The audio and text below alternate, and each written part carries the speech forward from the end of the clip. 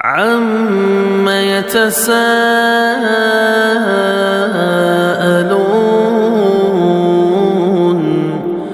عَنِ النَّبَإِ الْعَظِيمِ الَّذِي هُمْ فِيهِ مُخْتَلِفُونَ كَلَّا سَيَعْلَمُونَ ثُمَّ كَلَّا سَيَعْلَمُونَ أَلَمْ نَجْعَلِ الْأَرْضَ مِهَادًا وَالْجِبَالَ أَوْتَادًا وَخَلَقْنَاكُمْ أَزْوَاجًا. அஸ்ஸலாமு அலைக்கும் வரஹ்மத்துல்லாஹி வபரகாத்துஹு. இஸ்லாமிய மார்க்கத்திலே மிகவும் ஒரு வீர பெண்மணியாக வரலாற்றில் பதிவு செய்யப்பட்டிருக்கக்கூடிய அஸ்மா பின்த் அபீ பக்கர் ரலியல்லாஹு அன்ஹா அவர்களை பற்றி நாங்கள் சில செய்திகளை பார்க்கவிருக்கிறோம். இந்த சமூகத்தில் ஆண்களுக்கு சரிசமமாக இந்த இஸ்லாமிய மார்க்கத்தை கடைபிடித்து யாராக இருந்தாலும் அநீதிக்கு எதிராக தைரியமாக குரல் கொடுக்கக்கூடிய அந்த தைரியம் நிறைந்தவர்களாக பெண்களும் இருக்கிறார்கள் என்பதை இஸ்லாம் நிலைநிறுத்த செய்திருக்கிறது என்பதற்கு நிதர்சனமான ஆதாரமாக இருக்கக்கூடியவர்கள் அஸ்மா பின்த் அபீ பக்கர் ரலியல்லாஹு அன்ஹா. அவங்க ரொம்ப வருடங்கள் நிறை மாத கர்ப்பிணி ஹிஜ்ரத்துக்கு தயாராகுகிறாள். அந்த விஷயம் ஒரு பெண் கிட்ட கேளுங்க.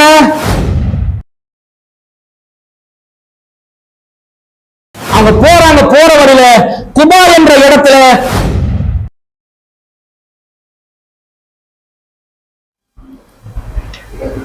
அஸ்ஸலாமு அலைக்கும் வரஹ்மத்துல்லாஹி வபரகாத்துஹு. இன்னல் ஹம்தலில்லாஹ் நஹ்மதுஹு வ நஸ்தஈனுஹு வ நஸ்தக்ஃபிருஹு வ நஊது பில்லாஹி மின் ஷுரூரி அன்ஃபுஸினா வ மின் ஸய்யிஆத்தி அமாலினா மை யஹ்திஹில்லாஹு ஃபலா முضில்ல லஹு வ மை யுض்லில் ஃபலா ஹாதிய லஹு وأشهد أن لا إله إلا الله وحده لا شريك له وأشهد أن محمدا عبده ورسوله أما بعد. அகிலத்தை படைத்து பரிபாலிக்கக்கூடிய எல்லாம் வல்ல அல்லாஹ்வுக்கே புகழ் அனைத்தும்.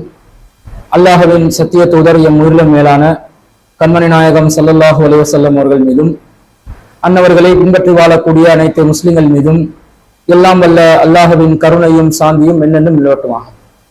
அன்பிற்குரிய அல்லாஹ்வின் நல்லடியார்களே, புனிதமிக்க ரமலான் மாதத்திலே நிகழ்வூட்டும் நிகழ்வுகள் என்ற தலைப்பின் கீழே தொடர்ச்சியாக சில செய்திகளை நாம் பார்த்து வருகிறோம். இன்றைய தினத்திலே இந்த இஸ்லாமிய மார்க்கத்திலே மிகவும் ஒரு வீர பெண்மணியாக வரலாற்றில் பதிவு செய்யப்பட்டிருக்கக்கூடிய அஸ்மா பின்த் அபீ பக்கர் ரலியல்லாஹு அன்ஹா அவர்களை பற்றி நாங்கள் சில செய்திகளை பார்க்கவிருக்கின்றோம். அஸ்மா ரலியல்லாஹு அன்ஹா அவர்கள் அபூபக்கர் சித்திக் ரலியல்லாஹு அன்ஹு அவர்களுடைய மகளாக இருக்கிறாங்க. அவங்க ஆயிஷா ரலியல்லாஹு அன்ஹாவுடைய சகோதரியா இருக்கிறாங்க. அஸ்மா ரலியல்லாஹு அன்ஹாவும் ஆயிஷா ரலியல்லாஹு அன்ஹாவும் ஒரே தாயின் பிள்ளைகள் அல்ல. அஸ்மா ரலியல்லாஹு அன்ஹாவுடைய தாய் குத்தைலா என்று சொல்லக்கூடியவங்க ஒரு முஷ்ரிக்கா இருந்தாங்க. கடைசி வரைக்கும் அவங்க இஸ்லாத்துக்குள்ள வரல.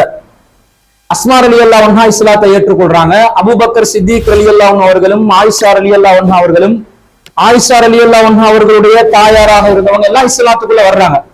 ஆனா அஸ்மா ரலியல்லாஹு அன்ஹா அவருடைய தாயார் இஸ்லாத்துக்கு வரல.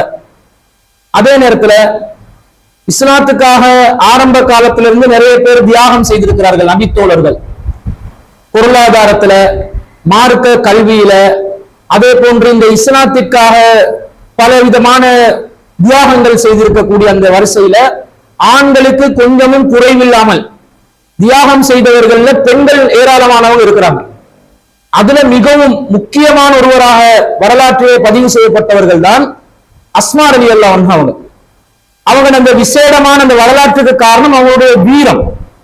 ஒரு பெண்ணாக இருந்தா 3 நாளுக்கு மடிஞ்சி கை காலெல்லாம் அப்படி கூனி குறுகி கொண்டு தலையை தாழ்த்தி கொண்டு ஒரு சமூகத்தில் ஒரு இழிப்பிறவியாக இருக்கக்கூடியவங்க அல்ல. இந்த சமூகத்தில் ஆண்களுக்கு சரிசமமாக இந்த இஸ்லாமிய மார்க்கத்தை கடைபிடித்து யாராக இருந்தாலும் அநீதிக்கு எதிராக தைரியமாக குரல் கொடுக்கக்கூடிய அந்த தைரியம் நிறைந்தவர்களாக பெண்களும் இருக்கிறார்கள் என்பதை இஸ்லாம் நிலைநிறுத்த செய்திருக்கிறது என்பதற்கு நிதர்சனமான ஆதாரமாக இருக்கக்கூடியவர்கள் அஸ்மா பின்த் அபீ பக்கர் ரலியல்லாஹு அன்ஹு. அவங்க அவ்வளவு வீரம். அவங்க ரொம்ப வருடங்கள் வாழ்ந்தாங்க, கிட்டத்தட்ட ஒரு 100 வருஷம் போல அவங்க வாழ்றாங்க. அல்லாஹ் தஆலா அவ்வளவு பெரிய ஒரு ஆயுள் அவங்களுக்கு கொடுத்திருந்தாங்க. அவங்க கடைசி கால கட்டத்துல அவங்களோட கண் பார்வை இழக்கிறாங்க. ஆனாலும் அவங்களோட பற்கள் எல்லாம் உறுதியா இருந்துச்சு என்ற மாதிரி எல்லாம் வரலாற்று குறிப்புகள் வருது. அப்ப அவங்க என்ன செஞ்சிருக்கிறாங்கன்னா, ஆரம்ப காலத்துல இருந்து ஏனோ தானோ என்று எழும்பினோம், படுத்தோம், சமைத்தோம், கணவனுக்கு பணிவிடை செய்தோம் என்று இருக்காம ஒரு துடினமான வாழ்க்கை வாழ்ந்து இருக்கிறாங்க. ஒரு சோம்பலான ஒரு வாழ்க்கை இல்லாம, சராசரியான ஒரு வாழ்க்கை இல்லாம, மிகவும் கஷ்டப்பட்டு உழைத்து சாப்பிடக்கூடிய ஒரு நிலையில தன்னை ஏதோ ஒரு காரியத்தில் ஈடுபடக்கூடிய ஒருவராக இருந்ததுனாலதான் இவ்வளவு காலம் வர காட்டும் அவங்க என்ன செஞ்சிருக்கிறாங்க, வாழ்ந்திருக்கிறாங்கன்றது விளங்குது. அதுவும் ஒரு தேக ஆரோக்கியத்தோட. அவங்களோட கடைசியில நாங்க ஒரு வரலாறை பார்ப்போம். அந்த வரலாறுல அவங்களோட தைரியத்தை நீங்க பாப்பீங்க. எல்லா கட்டத்திலையும் அவங்க தைரியத்தை வெளிப்படுத்தி இருக்கிறாங்க.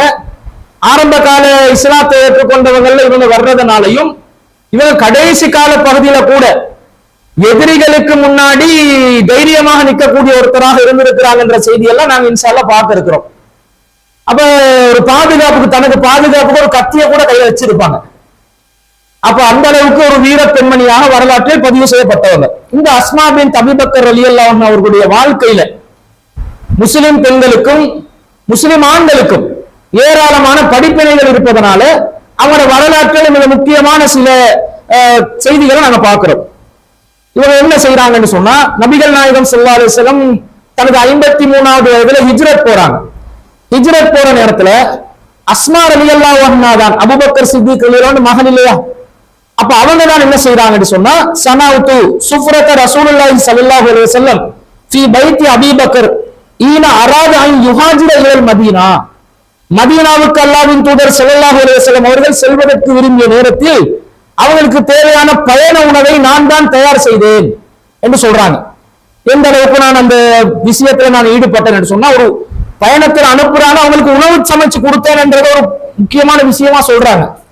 அதே போல ஃபலம் நஜிது லி சுஃப்ரதி வலா சிகாஹி மா நர்பிதுஹுமா பிஹி. அவங்களுக்கு பயண ஏற்பாடுகளை செஞ்சு கொடுக்கறதுல அவங்களுடைய உணவையும் குடிப்பானங்களையும் தண்ணீர் பானங்கள் எல்லாத்தையும் கட்டி கொடுக்கறதுக்கு ஒரு கச்சை இருக்கல, ஒரு இடுப்பு துணி இருக்கல, ஒரு துணி இருக்கல. அப்ப நான் என்ன செஞ்சேன், நான் ரசூல் அபூபக்கர் ரலியல்லாஹு அன்ஹு சொன்னேன், வல்லாஹி மா அஜிது ஷையன் இல்லா அர்பித பிஹி இல்லா நிதாகி. ஏண்ட இடுப்பு கச்சையை தவிர அதை கட்டி கொடுக்கறதுக்கு அந்த சேனை கச்சைன்னு வைப்பாங்க, அதாவது 2 பக்கத்துல தொங்கி கொண்டு இருக்கும். இப்படி உணவு பொருள், ஒட்டகத்தை தயாரிச்சா ஒட்டகத்துல தானே போகணும், குதிரையில போறதா இருந்தா 2 பக்கத்துல தண்ணீரும் சாப்பாடும் 2 சைடுல தொங்க வைப்பாங்க. கவுரு 2 போட்டு கயிறுகளை போட்டு தொங்க வைப்பாங்க. அதை கட்டி ஒரு செட்டப்ல வைக்கணும். அந்த மாதிரி ஒண்ணுமே பொருள் இல்ல. நான் என்ன செஞ்சேன், எனக்கு எக்ஸ்ட்ராவா இருந்த ஒரு துணி, முந்தானையாக பயன்படுத்துற துணியை எடுத்து, இதை தவிர எதுவுமே இல்லைன்னு சொன்ன நேரத்துல அபூபக்கர் ரலியல்லாஹு அன்ஹு சொல்றாங்க, நீ அதை என்ன செய், ஃபசுக்கிஹி, அதை கிழித்து விடு, பிஸ்னைன், 2ஆக கிழித்து விடு, ஃபர்பிதிஹி பிவாஹிதி சிகாயி வபில் ஆஹிரத்தி சுஃப்ரத, நீ அதுல ஒன்றுல சாப்பாட்டையும் இன்னொன்றுல தண்ணீரையும் கட்டி ஏற்பாடு செஞ்சு கொடுங்க. நான் தான் என்னுடைய இடுப்பு கச்சையை எடுத்து 2ஆ கிழிச்சு அதை நான் செஞ்சு கொடுத்தேன். ஃபஃபல்து ஃபலிதாலிக சும்மியத் தாத்தன் நிதாகைன். அந்த செஞ்ச நாள்ல இருந்து மக்கள் மத்தியில் எனக்கு ஒரு பேர் வந்துச்சு, என்னது, 2 கச்சையுடையவள் அப்படின்னு பேர் வந்துச்சு அப்படின்னு சொல்றாங்க. இதெல்லாம் ஒரு சாப்பாடு தயாரிச்சு கொடுத்து வழி அனுப்புறதெல்லாம் பெரிய மேட்டரா? துணியை வச்சாங்களாம், கிழிச்சாங்களாம், வச்சாங்களாம், அனுப்பினாங்களாம், இதெல்லாம் தியாகமா யோசிக்கலாம். அந்த காலத்துல ஆடை பற்றாக்குறையா இருந்துச்சு, இதான் விசேஷம். ஆடைகள் ரொம்ப பற்றாக்குறையா இருந்துச்சு. 2 ஆடைகள் வைத்திருக்கக்கூடிய நபித்தோழர்களே மிகவும் குறைவானவர்களாக இருந்தாங்க. சஹாபாக்கள் அல்லாஹ்வின் தூதர் ஸல்லல்லாஹு அலைஹி வஸல்லம் அவர்கிட்ட கேட்பாங்க, அல்லாஹ்வின் தூதரே, ஒரு ஆடையுடன் நான் தொழலாமா? ஒரு ஆடை மட்டும்தான் இருக்கு, தொழ ஏழுமான்னு கேட்பாங்க. அப்ப ரசூல் என்ன கேட்பாங்க, பதில் சொல்லுவாங்க, என்ன ஆச்சரியமான கேள்வி கேட்கறீங்க, யாருக்கு 2 ஆடை இருக்குதுன்னு கேட்பாங்க. எல்லாருக்கும் ஒண்ணுதான். அதாவது 2, எப்படி ஒரு 2 துண்டு வரதானே செய்யும். நாங்க ஒரு ட்ரௌசர் உடுத்தாலும், தமிழ்நாட்டு மக்கள் ட்ரௌசர் என்றுவாங்க ஜம்பருக்கு, அதனால கால் சட்டை என்று சொல்றேன். கால் சட்டையை நாங்கள் அணிந்தால் அது அந்த மக்களும் பார்ப்பாங்க தான். அதனால கால் சட்டையை அணிந்தால் மேல ஒரு ஷர்ட் இருக்கும், அப்ப 2 தானே. ரெண்டு வருது. அந்த காலத்துல என்ன செய்வாங்க, பெரும்பாலும் போர்வைதான், ஒரு கைலி மாதிரி சாரம் மாதிரி ஒன்று அணிவாங்க, மேலான ஒரு போர்வை, இதுதான் ரெண்டு ஆடை. அவ சஹாபாக்கள் என்ன பண்ணுவாங்கன்னா, கீழே உள்ள அந்த கைலி மாதிரி சாரம் மாதிரி அணிகிறதையே அப்படியே தூக்கி களத்துல போட்டு அப்படி தொங்க விட்டுக் கொள்வாங்க. இப்படி எடுத்து இந்த பக்கத்தையும் எடுத்து இந்த பக்கத்தையும் எடுத்து இப்படி கட்டி கொள்வாங்க. இதுதான் அவங்களுடைய ஆடை செட்டப். ஒரு சின்ன பிள்ளைக்கு வந்து ஏப்ரன் உடுப்பட்டி அனுப்பின மாதிரி இருக்கு. நீங்க வந்து அவங்க எழும்புறதுக்கு முன்னாடி நீங்க எழும்பிடாதீங்க, அவங்க சுஜூத்ல இருந்து எழும்புறதுக்கு பிறகு லேட்டா நீங்க எழும்புருங்க. ஏனென்றா அந்த இப்படி கட்டி இருக்கும் போது போர்வம் கீழே என்ன செஞ்சிடும், உயர்த்தப்பட்டிருக்கும், அவுரத்துகள் விளங்கிடக் கூடாதுன்றதுக்காக எல்லாம் ரசூலா செட்டப் பண்ணி இருக்கிறாங்க.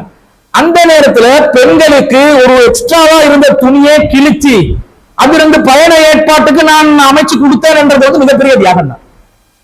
உங்ககிட்ட ஒரே ஒரு ட்ரெஸ் தான் இருக்குது, ஒரு ஃப்ரெண்டு வந்து கேட்கிறான், எனக்கு ஒரு ட்ரெஸ் வேணும் அவசரமா, நீங்க வந்து என்ன செய்வீங்க, அந்த ஒரு ட்ரெஸ்ஸை கொடுப்பீங்களா, அதை கிழிச்சு ரெண்டாக்கி அவனுக்கு பயன்படுத்துறதுக்கு அவனோட தேவையை நிறைவேற்றுவதற்கு நீங்க உதவி செய்வீங்களா? ஒன்றே இருந்தா, ஒன்று மாத்திரம் இருக்கும்போது செய்வீர்களா? 10 இருக்கும்போது 11ஆவதாக ஏற்கனவே நாங்க 8 7 பாவிச்சு அதை வந்து சக்கை பிழிஞ்சு வச்சிருப்போம். அதுல இனிமேல் ஸ்டொக்ல வைக்க கூடாதுன்னு எதை முடிவெடுக்கிறோமோ அதை தள்ளி விடுவோம், அது வேற விஷயம். மிஸ்கின்களுக்கு அப்படித்தானே கொடுக்கறது. நாங்க பழைய உடுப்பு ஏதாவது இருந்தா அவங்களும் கேட்பாங்க, பழைய உடுப்பு தான் தெரியும், புதிய உடுப்பு கேட்டா கிடைக்காதுன்னு தெரியும், பெருநாளான்னு கேட்போம். நாங்க புதிய உடுப்பு கேட்கிறீங்க, என்ன பெருநாளான்னு கேட்போம். பழைய உடுப்பு இருந்தா தானேன்னு சொன்னா நாங்க பழைய உடுப்புன்னு எதை கொடுப்போம், இனி இது உடுக்கவே நூல் எல்லாம் வெளியே பாஞ்சி தள்ளி செட்டே ஆகாதுன்னு எதை ஒதுக்கி வைப்போம், அதை தானே நாங்க தர்மம் பண்றோம். அப்ப நம்முடைய தியாகம் இப்படி இருக்கும் பொழுது, அந்த காலத்துல ஒரே ஒரு ட்ரெஸ் வச்சிருந்தவங்க இருக்கிற துணியை கிழிச்சு ரெண்டா பிரிச்சு கொடுத்தாங்கன்னு சொன்னா அது தியாகம் தான். அந்த வேலையை நான் செஞ்சேன், எனக்கு வந்து 2 கச்சையுடையவர் என்று சொல்லி சிறப்பு பேர் வேற வந்துச்சு என்று சொல்லி சொல்றாங்க. இந்த பேரும் வந்து ஞாபகத்தில் வச்சுக்கோங்க, இறுதியில் ஒரு சம்பவத்துக்கு எனக்கு தேவைப்படும். தாத்துன் நிதாகையின், 2 கச்சையுடையவர், 2 துணி உள்ளவர், கயிறுகள் 2 செய்தவர் என்றது அது அர்த்தம். இதை வந்து செஞ்சாங்க. அடுத்தது தன்னுடைய தந்தை அபூபக்கர் ரலியல்லாஹு அவர்களுக்கு ரொம்ப பக்கபலமா நின்றாங்க. பொதுவா பெண் குழந்தைகள் தந்தையிட பக்கத்துலதான் நிற்கும், அது ஒரு மனோ தத்துவ ஒரு நிலை. ஏண்டா அந்த எதிர்ப்பால் கவர்ச்சி என்றது அதுக்கு அர்த்தம். தந்தையை விரும்பக்கூடியவர்களாக பெண் குழந்தைகளும் தாயை அதிகம் விரும்பக்கூடியவர்களாக ஆண் குழந்தைகளும் இருப்பார்கள் என்றது பொதுவான மனோநிலை தான். அப்படிப்பட்ட ஒரு நிலையில தந்தையை விரும்புறவர்கள் இருக்கல. இவங்க எப்படி இருந்தாங்கன்னு இந்த மார்க்கத்துக்காக தந்தையை விரும்பினார்கள். அபூபக்கர் ரலியல்லாஹு அவர்களுக்கு பொதுவாகவே ஜாஹிலியா சமூகத்தில் ஒரு தனி அந்தஸ்து இருந்துச்சு. எல்லா ஜாஹிலியா மக்களும் பல பேரை வெறுத்த நேரத்தில் அபூபக்கர் ரலியல்லாஹுக்கு யாராவது கை வச்சாங்களா?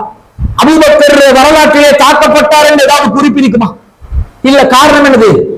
அவருடைய அந்த வாழ்க்கை அமைந்திருந்த விதம். அவர் ஒரு செல்வந்தராக இருந்தார், நற்குணம் உள்ளவராக இருந்தார், விசேடமான பரம்பரையில் அவர் இருந்தார், குறைசி தலைவர்களுடைய வம்சத்தில் அவர் இருந்தாரு, தலைவர்களுடைய பட்டியலில் இருந்தாரு. அவருக்கு என்ன ஒரு தனி இடம். அவரை யாரும் தாக்கல, அவரை யாரும் தாக்குறதுக்கு முற்படவும் இல்லை.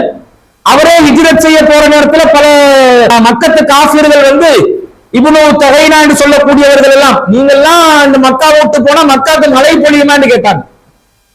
உலக நல்ல மனுஷர், மார்க்கத்தில் அவருக்கு கருத்து வேறுபாடு இருக்குது. நான் காஃபிர் தான், நீங்க முஸ்லிம் தான், நான் இஸ்லாத்தை ஏற்றுக்கொள்வதான், ஆனால் உங்களை போன்ற நல்ல மனிதர்கள் மக்காவை விட்டு சென்று விடக் கூடாது என்ற அளவுக்கு அபூபக்கர் ரலியல்லாஹு அவர்களுக்கு ஒரு சிறப்பான ஒரு அந்தஸ்து இருந்துச்சு. அப்ப அவர் வேற, நான் உங்களுக்கு குறைசி தலைவரோட பேசி உங்களுக்கு இருக்கிறதுக்கு இடம் தாரன் என்றெல்லாம் சொல்றாங்க. அபூபக்கர் ரலியல்லாஹுக்கு இப்னு தகைனா என்றவர் சொல்கிறார், அவர் ஒரு குறிப்பிட்ட நாட்கள் அவருடைய வீட்டுல கூட தொழுகிறாரு, தங்கினார் என்ற செய்தியெல்லாம் பார்க்கிறோம். அந்த தந்தை மார்க்க ரீதியாக கொள்கை பற்றுள்ளவராக இருக்கிறதுல ஒரு கவர்ச்சி. யாருக்கு? மகளுக்கு. அஸ்மா பின் அபூபக்கர் ரலியல்லாஹு அவங்களுக்கு தந்தை மீது ரொம்ப பிரியம். அவங்க ஹிஜ்ரத்துக்காக தயாராகிற நேரத்துல லம்மா ஹரஜ ரசூலுல்லாஹி ஸல்லல்லாஹு அலைஹி வஸல்லம், ரசூலுல்லாஹ் ஹிஜ்ரத்துக்காக புறப்பட்ட நேரத்தில் வஹரஜ மாஹு அபூபக்கர், அபூபக்கர் அவர்களும் அவரோடு ரசூலுல்லாஹோடு புறப்பட்டார்கள். ஹிஜ்ரத் வந்து 3 கட்டமா போறாங்க. ஆரம்பத்துல உமர் ரலியல்லாஹு அவர்கள், முஸாப் இப்னு உமைர் ரலியல்லாஹு அவர்கள், அப்துல்லா இப்னு உம்மி மக்தூம் ரலியல்லாஹு அவர்களை போன்ற ஒரு குழு போகுது. இரண்டாவதாக ரசூலுல்லாஹ் அபூபக்கர் ரலியல்லாஹு அவர்கள், இன்னும் சில முக்கியமானவர்கள் போறாங்க. 3வது கட்டமாக ரசூலுல்லாஹ்வுடைய குடும்பத்தை சார்ந்த இன்னொரு சாரர் போறாங்க. இது 3 கட்டமா ஆட்கள் பிரிஞ்சு தான் ஹிஜ்ரத் போறாங்க. அப்படி போற நேரத்துல ரசூல் ஸல்லல்லாஹு அலைஹி வஸல்லம் அபூபக்கரும் ரசூல் ஸல்லல்லாஹு அலைஹி வஸல்லம் அவர்களோடு சென்று விட்டார்கள். இஹ்தமல அபூபக்கரின் மாலுஹு குல்லுஹு மாவு. அந்த நேரத்தில் ஹிஜ்ரத்துக்காக அபூபக்கர் அவர்கள் தனது அனைத்து சொத்தையும் எடுத்துக்கொண்டார். வீட்டுக்கு சொத்து வைக்கல, வீட்டுக்கு வந்து ஒரு காசு வைக்கல. ஏன்னா எல்லாருமே அவங்களுக்கு தான் வர போறாங்க, மறு எங்க வைக்க, என்னத்துக்கு வைக்க, மக்கள் இருக்கிற ஐடியா இல்லைன்னு முடிவு எடுத்தாச்சு. திரும்ப சொத்து பத்தல எடுத்து விட்டுட்டு போகணும். அவர் எல்லா சொத்தையும் எடுத்துக்கொண்டார். ஹம்சத்தன் ஆலாஃபி திர்ஹமின் அவ் சித்தத்த ஆலாஃபி திர்ஹமின், 5000 திர்ஹம்கள் அல்லது 6000 திர்ஹம்கள் அளவுக்கு காசையும் எடுத்துக்கொண்டு சென்றார். காலத் வன்தலக பிஹா மாஹு, அதோட எடுத்துக்கொண்டு அவங்க என்ன செஞ்சாங்க, போயிட்டாங்க என்று சொல்லும்போது அபூபக்கர் ரலியல்லாஹு அன்ஹு அவர்களுடைய தந்தை அபூ குஹாஃபா அவர் வருகிறார். ஃபதஹல அலைனா ஜத்தி அபூ குஹாஃபா, நம்முடைய தாத்தா, பாட்டன் தானே, பாட்டன் அப்பம் பாட்டன், இந்த பாட்டன் வருகிறார். எங்கட மக்களுக்கு பாட்டன் தாத்தா என்றவர் வர்றாரு. தாத்தா இல்ல, வாப்பா இல்ல, சியா அவர் வருகிறார். வந்து வக்கது தஹப பஸருஹு, அவருக்கும் கண் விலகாம இருந்துச்சு. பக்கால வல்லாஹி இன்னி லஅராஹு கத் ஃபஜாக்கும் பிமாலிஹி மானசிஹி, அவர் எல்லா சொத்தையும் எடுத்துட்டு போயிட்டாரு, ஒன்றையுமே உங்களுக்கு விட்டு வைக்கலையே என்று வாப்பாவை குறை சொல்றார். மகன் தன்னுடைய மகனை, அஸ்மா ரலியல்லாஹு அன்ஹாவுடைய தந்தைய அபூபக்கர் ரலியல்லாஹு அன்ஹு அவர்களை குறை சொல்கிறார். சொல்லும் போது இவங்க சொல்றாங்க, கால குல்து கல்லாயா அபதி, அப்பாவே அப்படியெல்லாம் இல்ல, இன்னமும் கது தரக்கலனா ஹைரன் கசீரா, அவர்களுக்கு நிறைய நன்மைகளை விட்டு சென்றிருக்கிறார், நிறைய பொருளாதாரத்தை விட்டு சென்றிருக்கிறார் என்ற மாதிரி சொல்லி அவங்க சொல்றாங்க. இவங்க என்ன பண்றாங்க தெரியுமா, உண்மையிலே அபூபக்கர் ரலியல்லாஹு அன்ஹு ஒன்றை வைக்கல, மொத்த சொத்தை எடுத்துட்டு போயிட்டாரு. இவங்க தெருவுல போயிட்டு கொஞ்சம் கற்களை புறக்கி ஒரு புடவையில வச்சு அதை சுத்தி கட்டி அவருடைய கண் விளங்குதுல தானே அபூ குஹாஃபா, அவருடைய கையில கொடுக்கிறார். பாருங்க, தொட்டு பாருங்க எவ்வளவோ பொருள் வச்சு போயிட்டிருக்கிறார் என்று. அவர் தொட்டு பார்த்து அவர் நினைக்கிறாரு மாணிக்கம் வைரம் ஏதாவது வச்சுட்டு போயிட்டிருக்கிறாரு. தடை பார்த்தது, அப்படியா, அப்படியா, பரவாயில்ல, நான் நினைச்ச எல்லாத்தையும் எடுத்து போயிட்டார் என்று. தன்னுடைய தந்தையின் தியாக பயணத்திற்காக அந்த குடும்பத்தை எப்படி சமாளிச்சாங்கன்னு பாருங்க. தந்தையை குறை சொல்ல வைக்கல பாருங்க. இதான் அஸ்மா பின்த் அபீ பக்கர் ரலியல்லாஹு அன்ஹு. பொய் சொன்னாங்கன்னு தான் வருது, பொய் தான் சொன்னாங்க. நன்மைக்காக நல்லதுக்காக பொய் சொல்லலாம். மார்க்கம் சொல்லுமே, 2 பேரை இணைத்து வைப்பதற்காக, 2 பேருக்கு மத்தியில நல்லிணக்கத்தை ஏற்படுத்துறதுக்காக பொய் சொல்லலாம். இல்ல, உள்ள நல்லிணக்கத்தை இல்லாமக்கிறதுக்காக இல்ல. கணவன் மனைவிக்கு முன்னாடி பொய் சொல்லலாம் என்று இதுதான் சான்ஸ் என்று சொல்லி விட்டு அடிச்சிடக்கூடாது மனைவி கிட்ட. அதாவது எந்த மாதிரி பொய் இல்ல, ரசூலுல்லாஹ் சொல்றாங்க, அன்பை வளர்க்கக்கூடிய விதத்திலான பொய். பொண்டாட்டிய பார்த்து, என் அன்பே 6 உயிரே, உன்னை போல ஒரு அழகை என்னுடைய வாழ்நாளிலே நான் பார்த்ததில்லை என்று மனசுக்குள்ள வரும். உன்னை போல ஒரு அழகை என் வாழ்நாளிலே நான் பார்த்ததில்லை, சந்திரனை அப்படியே பூமிக்கு கொண்டு வந்து இறக்கியது போல இருக்கிறது, ஒன்றுமே கிடையாதாங்க, தார பூசின மாதிரி இருக்கும். பார்த்து பார்த்து இவனுக்கு பூரிச்சு போயிட்டு பழைய பால் புளித்ததே புதிய தேன் இனித்ததே என்றுவான். இன்னொரு கல்யாணத்துக்கு வழி இருந்தா எல்லாரும் கெட்டப்ல ரெடி ஆகி கொண்டு இருக்கிறான், இல்லாம இல்ல, ஆண்களுடைய இயல்பு. அவனுக்கு வசதி இல்லாததுனால லாட்டரி அடிச்சு கொண்டு இருக்கிறான்னு. ஆனா ஒரு 4 திருமணத்தை முடிச்சு 4 பேரை மீதியா நடத்தி மெயின்டைன் பண்ணு அவனோட ஆம்பளை சிங்கம். அவனுடைய ஆளுமே தனியா மேடை போட்டு பாராட்டணும். ஏனென்னுவே உண்டோட படுற பாடு நமக்கு தானே தெரியும் என்னட்டு அவங்க இப்ப மனசுக்குள்ள நினைச்சு விடுறாங்க. என்ன கஷ்டம் படுறோம், என்ன வேதனைப்படுறோம், இறக்கம் தான், இந்த புண்டாட்டிக்கு நான் இறக்கம் தான், ஆனா ஸ்டார்ட் பண்ணுவான். அது என்ன ஆனா, என்ன ஆவண்ணா, ஆனா ஆவண்ணா என்னன்றதுக்கு அவனுக்கு தெரியும். ஃபில்லிங் தி பிளாங்க்ஸ் தான். அப்ப அந்த 2 பேரை இணைக்கிறதுக்கு ஒரு சமைச்சு தருவா, வாயில வைக்கலாம் இருக்குன்னு வைங்க. உப்பு ஒரு நாளைக்கு உப்பை கூட்டி போட்டுருவா, ஒரு நாளைக்கு புளிய கூட்டி போட்டுருவா, ஒரு நாளைக்கு என்ன சொல்லி மாத்தி கீத்தி வச்சிருவா. ஆனா சாப்பிடும் போது ஸ்டார்ட் ஆகும், இன்றைக்கு சாப்பிட்டு முடிஞ்சு பல்ல கடிச்சு கொள்ளுவா. ஆனா எனக்கு கேட்பா, என்னங்க சாப்பாடு நல்லா இருக்குதா கேட்டா, என்ன டேஸ்ட், வாயில அப்படி ஊறுது ஊறுது ஊறுது, வாய் நல்லா ஊறுது, உள்ளத்தால ஊறுது, அப்படி கொஞ்சம் சொல்லி கொள்றது. எதுக்கு? சமா இப்படித்தானே குடும்பம் ஓட்டணும். இல்லாட்டி கரடு முரடாக இருந்தா நான் குடும்பம் நடத்துறோமா போலீஸ் ஸ்டேஷன் நடத்துறோமான்னு கேட்பாங்களா இல்லையா? அதனால ஒரு சமாளிப்போட ஒரு வளைவோட ரசவா சொன்னாங்க. அப்படிதான் கொஞ்சம் வளைவு கிளம்பி போகணும் மனைவி கணவன் என்று சொன்னா. இந்த மாதிரி சில விஷயங்களுக்கு பொய் சொல்லலாம் என்ற மாதிரி இந்த தியாக வரலாற்றை நிலைநிறுத்துவதற்காக, இந்த தியாகத்தை கொச்சையாக ஆக்கிக் கொள்ள வேண்டாம் என்பதற்காக அஸ்மா பின் அபீ பக்கர் ரலியல்லாஹு அன்ஹு சொல்றாங்க, இத பாருங்க, கல்ல போட்டு துணியை போட்டு சுத்தி கொடுத்து நல்ல சொத்து வச்சுட்டு போயிட்டு இருக்கிறார் என்று காட்டணும்னு அவர் சொல்கிறார். அப்படியா?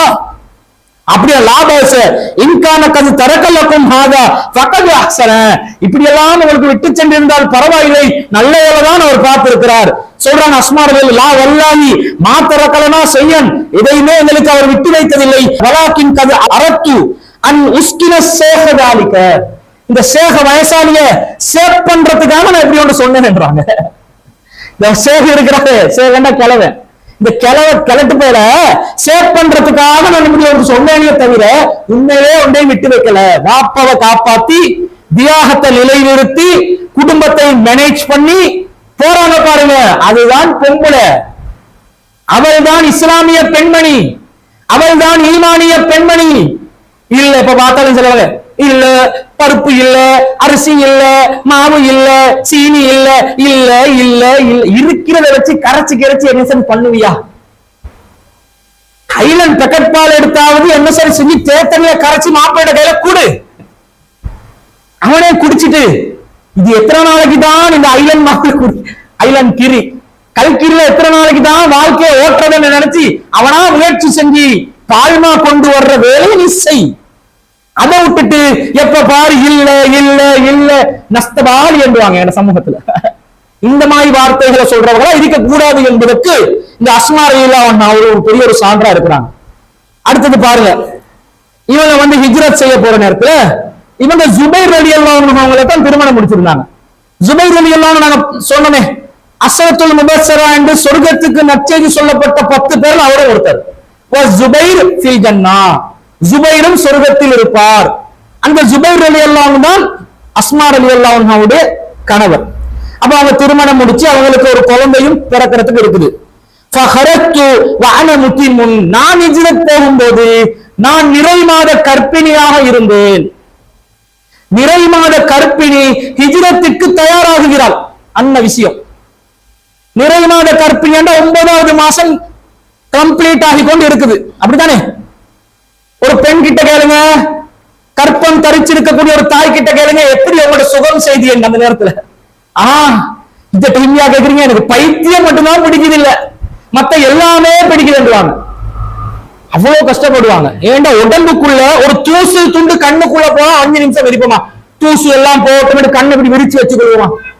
தூசு போனா என்ன தடுமாறி தடுமாறி தண்ணியில போயிட்டு கண்ணை மூழ்க வச்சு அப்படியே எடுத்து இப்படியாவது ஊது ஊது என்று பக்கத்துல வைக்கிறவர்கள் தான் கண்ணை டபுள் ஆக்கி காட்டி ஊது ஊது என்று தூசியை வெளியெடுக்க சொல்லுவது தானே. எங்களோட உடம்புடைய இயல்பு என்னன்னு சொன்னா, எங்களோட உடம்புக்கு சம்பந்தம் இல்லாத ஒரு பொருள் அது ஒழிவாங்காது, வச்சுக்கொள்ளாது. ஒரு கட்டி வந்து நிக்குது, ஒரு ஏதாவது ஒரு பொருள் போச்சு உடம்புக்குள்ள, எப்படியெல்லாம் வயிற்று வலிக்கும், எப்படியெல்லாம் தலை வலிக்கும், சம்பந்தம் இல்லாத பார்ட்ஸ் எல்லாம் வலிக்கும் உடம்புலயே. அதை வெளியே எடுத்து தள்ள காட்டு உடம்பு வந்து ஏத்துக்கொள்ளாது. சம்பந்தம் இல்லாத இன்னொரு உயிர், இன்னொரு மனுஷன் ஒரு உடம்புக்குள்ள வச்சுக்கொண்டு இருக்கிறேன் லேசிப்பட்ட வேலை. அதான் குறிப்பிட்ட நேரம் வர காட்டும் அல்லாத ஓடல கரு வந்ததை சுமக்குதான், பிறகு அதை தள்ளி விடுவோம். இப்ப நீ இதுக்காக இழுக்கலாம், வெளியே போ வெளியே போ வெளியே போன்னு தள்ளி விடுறதுதான் பிரசவ வேதனை. இவங்க பிரசவத்துல நெருக்கமான நேரம், முழு நிறை கற்பிணியாக இருக்கக்கூடிய நேரத்துல ஹிஜ்ரத் போறாங்க. மக்காவும் மதீனாவும் பொரல்லையும் மரதானையிலே இருக்குது. 103 பஸ்ல போயிட்டு இறங்குறதுக்கு. மக்காக்கும் மதீனாவுக்கும் 400 கிலோமீட்டர் தூரம். எவ்வளவு கஷ்டம். ரோட் எப்படி ஹைவே போட்டு இருக்குதா? ஹைவேயா இருக்குது. டிக்கெட் எடுத்து அப்படியே டோல் கேட்ல போயிட்டு கொண்டு போயிட்டு ஹாயா போயிட்டு விடுறதுக்கு இல்ல. பாலைவனத்தில் பயணம், ஒட்டகத்தின் மீது பயணம், அதிகபட்ச சொகுசு ஒரு குதிரை. அதுல வந்து நிலவு கிடைக்குமா, கரடு முரடு, அதுவும் வந்து இவங்க ஓப்பனா போகலாமா, எதிரிகளுடைய தாக்குதலுக்கு உள்ளாகுவார்கள். வளமையான ரூட்டுக்கு மாற்றமான ரூட்ல தான் போகவும் வேணும். என்ற எதிரிகள் காத்து கொண்டு இருப்பாங்களே தாக்குறதுக்கு. இவ்வளவு சிரமங்களுக்கு மத்தியிலே நிறை மாத கர்ப்பிணியாக இருந்து கொண்டு ஹிஜ்ரத் செய்ய வேண்டும் என்று அல்லாஹ்வுடைய கட்டளை வந்த பிறகு அல்லாஹ்வின் தூதர் ஸல்லல்லாஹு அலைஹி வஸல்லம் அவர்கள் அறிவித்து விட்டார்கள், சென்று விட்டார்கள். நாங்களும் செல்ல வேண்டும் என்று சொல்லி சென்றார்களே. அவங்க போறாங்க, போற வழியில குபா என்ற இடத்துல அவங்களுக்கு பிரசவ வலி வருது. பிரசவ வலி இடையில வந்துருச்சு. குபா என்ற இடம் தெரியும் உங்களுக்கு, போராக்கள் மதீனால இருந்து அந்த மக்கால இருந்து மதீனாக்கு போற வழியில இருக்கும் குபா. அந்த இடத்துல பிரசவ வலி வந்து ஃபனஸல்து பிகுபாயின் வ வலத்துஹு பிகுபாயின், நான் என்னுடைய குழந்தையை குபாவிலே பெற்றெடுத்தேன். அதைத்து பிஹின் நபி ஸல்லல்லாஹு அலைஹி வஸல்லம், ரசூலுல்லாஹ்விடம் அந்த குழந்தையை எடுத்து வந்தேன். ஃபவலாத்துஹு ஃபீ ஹஜ்ரிஹி, அவருடைய மடியிலே அந்த குழந்தையை வைத்தேன். சும்ம தஆ பி தம்ரத்தின், ரசூல் ஸல்லல்லாஹு அலைஹி வஸல்லம் ஒரு பேரித்தம் பழத்தை அழைத்து வரச் செய்தார்கள். ஃபமலஅலஹா சும்ம தஃபல ஃபீஹி, பிறகு ரசூல் ஸல்லல்லாஹு அலைஹி வஸல்லம் பேரித்தம் பழத்தை தன்னுடைய வாயால் அப்படியே சப்பிவிட்டு அதிலே ஒரு பகுதியை என் குழந்தையுடைய வாயில் வைத்தார்கள். என் குழந்தைக்கு முதலாவதாக தாய்ப்பால் செல்லவில்லை, அல்லாஹ்வின் தூதர் ஸல்லல்லாஹு அலைஹி வஸல்லம் அவர்களுடைய உமிழ்நீர் தான் சென்றது என்று அஸ்மா பின்த் அபீ பக்கர் ரலியல்லாஹு அன்ஹா அறிவிக்கிறார். இது சிறப்பான ஒரு ரசூலுல்லாஹ்வுக்குரிய சட்டம். இப்ப யாராவது ஒரு புள்ள போட்டா இங்க அகாடமிக்கு கூட்டி கொண்டு வரக்கூடாது, ஈச்ச பழத்தை வச்சு விடுங்க. அப்ப நல்லா சப்பி வச்சிடலாம். நம்ம வாயில இருந்து சப்பி வச்சா என்ன பாக்டீரியாவில் போகுமோ தெரியல. அது அல்லாஹ்வின் தூதர் ஸல்லல்லாஹு அலைஹி வஸல்லம் அவர்களுக்குரிய சிறப்பான சட்டம். ஈச்ச பழத்தை மென்று என்ன செய்வாங்க, வைப்பாங்க. அதுக்கு பிறகு ரசூல் ஸல்லல்லாஹு அலைஹி வஸல்லம் அந்த ஈச்ச பழத்தை எல்லாம் வச்சுட்டு சும்ம தஆலஹு, ரசூல் அவருக்காக துஆ செய்தார். வபர்ரக அலைஹி, ரசூல் அவருக்காக பரக்கத்தை பிரார்த்தனை செய்தார்கள். வகான அவ்வல் மௌலூதின் உலித பில் இஸ்லாம், அவர்தான் இஸ்லாத்திலே முதலாவதாக பிறந்த குழந்தை, ஹிஜ்ரத்திலே பிறந்த குழந்தை. அவருடைய பெயர் வேறு ஒன்றுமல்ல, அப்துல்லா இப்னு ஜுபைர் ரலியல்லாஹு அன்ஹு அவர்கள். இந்த பெயரை ஞாபகத்துல வச்சுக்கோங்க. இதெல்லாம் முக்கியமான கேரக்டர்கள் இஸ்லாத்துல. சஹாபாக்கள் ஒரு தெரிக்கப்பட்ட முத்துக்கள். எந்த முத்தை எடுத்து பார்த்தாலும் அதுல வேர்த்து இருக்குது. அதான் நாங்க சில நேரம் அந்த காலத்துல எல்லாம் யோசிச்சிருக்கிறோம். படிக்கிற அந்த மார்க்கத்தை தேடி படிக்கிற டைம்ல அல்லாஹ் ஏன் சஹாபாக்களுக்கு இவ்வளவு இடம் கொடுக்கணும், அல்லாஹ் இப்படி சிறப்பு கொடுத்திருக்கிறான். இந்த காலத்துல மனுஷனும் நாங்களும் கஷ்டப்பட்டு தானே தேடுறோம், நிறைய விஷயம் படிக்கத்தானே செய்யணும். சான்ஸே இல்லை, அவங்களை நெருங்கவே முடியாது. அப்படிப்பட்ட வரலாறு. ஒருத்தரும் மிஸ் ஆகிறாங்க இல்ல, யாரை எடுத்தாலும் தனி கேரக்டர், ஸ்பெஷல் கேரக்டர், ஸ்பெஷல் தியாகங்கள்.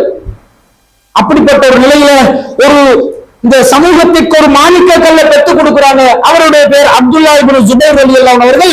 அவர் ஒரு காலகட்டத்தில் காபத்துல்லாவை பாதுகாப்பதற்காக முஸ்லிம் பேர்தாங்கிகளுடன் போர் செய்த ஒரு மாவீரன் என்பதை மனதில் ஆழமாக பதிய வைத்துக் கொள்ளுங்கள். பிறத்தாச்சு. சரி, அடுத்ததா என்ன? அஸ்மா ரலியல்லாஹு அன்ஹா ஈமான்ல உறுதியா நின்றாங்க. ஆம்பளை மட்டுமா ஈமான்ல இருப்பீங்க, நாங்க இருக்க மாட்டோமா என்று காட்டுற அளவுக்கு ஈமான்ல உறுதி. இவரோட தாய் குத்தைலா என்றவங்க ஒரு முறை இவங்களை பார்க்க வர்றாங்க. கதிம்து அலைய உம்மி வஹிய முஸ்ரிகத்து, என்னுடைய தாயார் அவங்க அல்லாஹ்வுக்கு இணை கற்பிக்கக்கூடிய நிலையில் இருக்கிறார்கள், என்னை சந்திக்க வந்தார்கள். ஃபீ அஹ்தி ரசூலுல்லாஹி ஸல்லல்லாஹு அலைஹி வஸல்லம், ரசூலுல்லாஹ்வுடைய காலத்தில், ரசூல் ஸல்லல்லாஹு அலைஹி வஸல்லம் காலத்துல வந்தாங்க.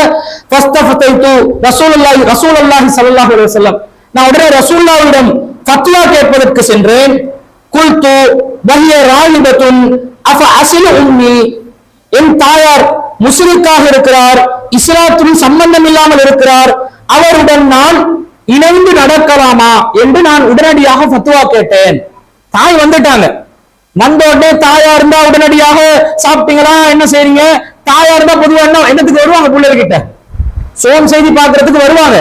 அதோட சேர்த்து கொஞ்சம் எக்ஸ்ட்ராவா சரி இல்லாட்டி கையில மாத்தி கீத்தி எடுத்து போறதுக்கு வருவாங்க இல்லையா. அவங்களை பெத்தெடுத்தவங்க தான் முஸ்லிக்கா இருந்தாலும் யாரா இருந்தாலும் பெத்தெடுத்த தாய்க்கு நிகராக யாரும் இல்லை. எனக்கு என்னுடைய தாய் தங்கம் தானே, எனக்கு என்னுடைய தாய் பவளம் தானே, என்னுடைய தாய் எனக்கு பெருமதி தானே. அவங்க என்னதான் தப்பு செஞ்சாலும் பரவாயில்லையே. அப்ப இவங்க ஆனாலும் என்ன யோசிக்கிறாங்கடா, தாய் வந்துட்டாங்க, இவங்க அபூபக்கர் ரலியல்லாஹு அன்ஹு இஸ்லாத்துக்கு வராததால இவங்களை விவாகரத்தும் செய்யறாங்க. அதனாலதான் அவங்க ரொம்ப தூரமா இருக்கிறாங்க. திடீரென்று ஒரு நாள் மகளை பார்க்கணும் என்று வந்திருக்கிறாங்க போல.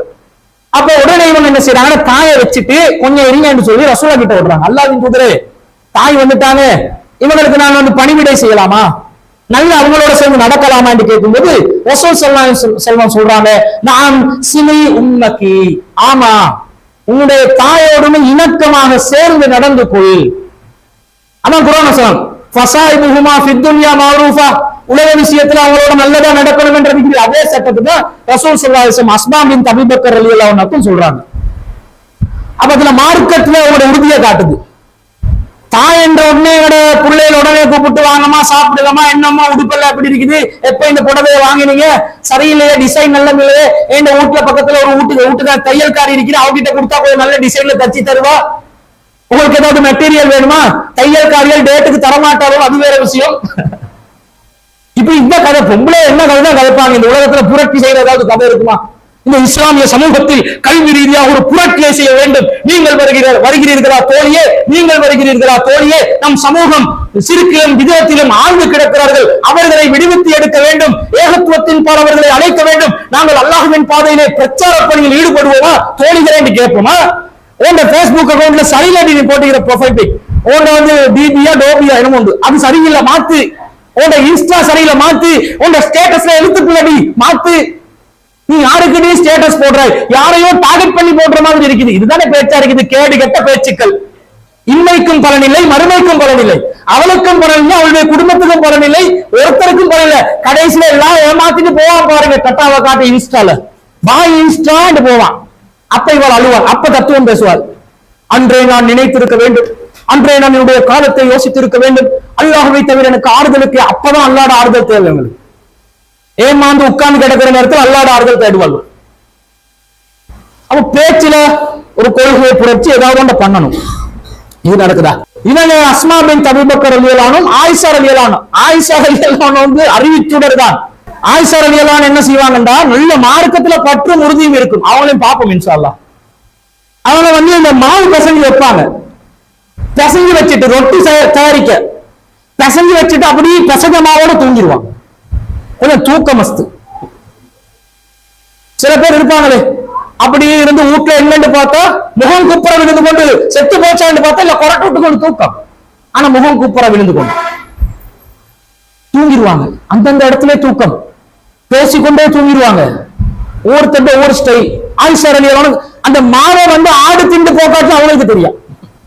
ஆயிஷா ரலியல்லாஹு அன்ஹா அவதூறு சொல்லப்பட்ட நேரத்துல அவங்களுடைய அடிமை பெண்ணாக இருந்தாங்க பரீரா, பரீரா முகீஸ் என்ற 2 பேர் இருப்பாங்களே, அந்த பரீரா அடிமை பெண் வந்து ஆயிஷா ரலியல்லாஹு அன்ஹா தான் விடுவிக்கிறாங்க. ஒவ்வொருத்தர்கிட்ட ரசூலா கேட்பாங்க. அலி ரலியல்லாஹு அன்ஹுக்கும் ஆயிஷா ரலியல்லாஹு அன்ஹுக்கும் கொஞ்சம் ஒத்து போகாது. ஏன்னா ரசூலா வந்து கருத்து கேட்டாங்க அலி ரலியல்லாஹு அன்ஹு கிட்ட, அலியே அவதூறு எல்லாம் சொல்ல முடியாது, அந்த மான சம்பவத்தை தான் சொல்ல வராங்க ஒரு துண்டை. அவதூறு எல்லாம் சொல்றாங்க, என்ன மாதிரி நடந்திருக்குமோ அப்படி கேட்கும்போது எல்லா நபி தோழரும் அல்லாஹ்வின் தூதர் அப்படி நடந்திருக்காது, அல்லாஹ்வின் தூதர் நீங்க அப்படிலாம் யோசிக்க வேணாம் என்று ஆறுதல் சொன்னாங்க. அலி ரலியல்லாஹு மட்டும் கொஞ்சம் கூட குறைய சொல்லிட்டாங்க. என்னது, பொம்பளை வந்து 1008 வேலையை செய்வார்கள், நீங்க இதெல்லாம் யோசிச்சு கொண்டு இருக்கிறான்னு சொல்லிட்டாங்க. இது அவங்களுக்கு கேள்விப்படுது. ஆஹா, நம்மளை வந்து டேமேஜ் பண்ற மாதிரி கருத்து சொல்லிட்டாரு. அதாவது ரசூல கடைசி காலகட்டத்தில் தொழுகைக்காக வந்தார்கள், ஜமாத்துக்காக வந்தார்கள்.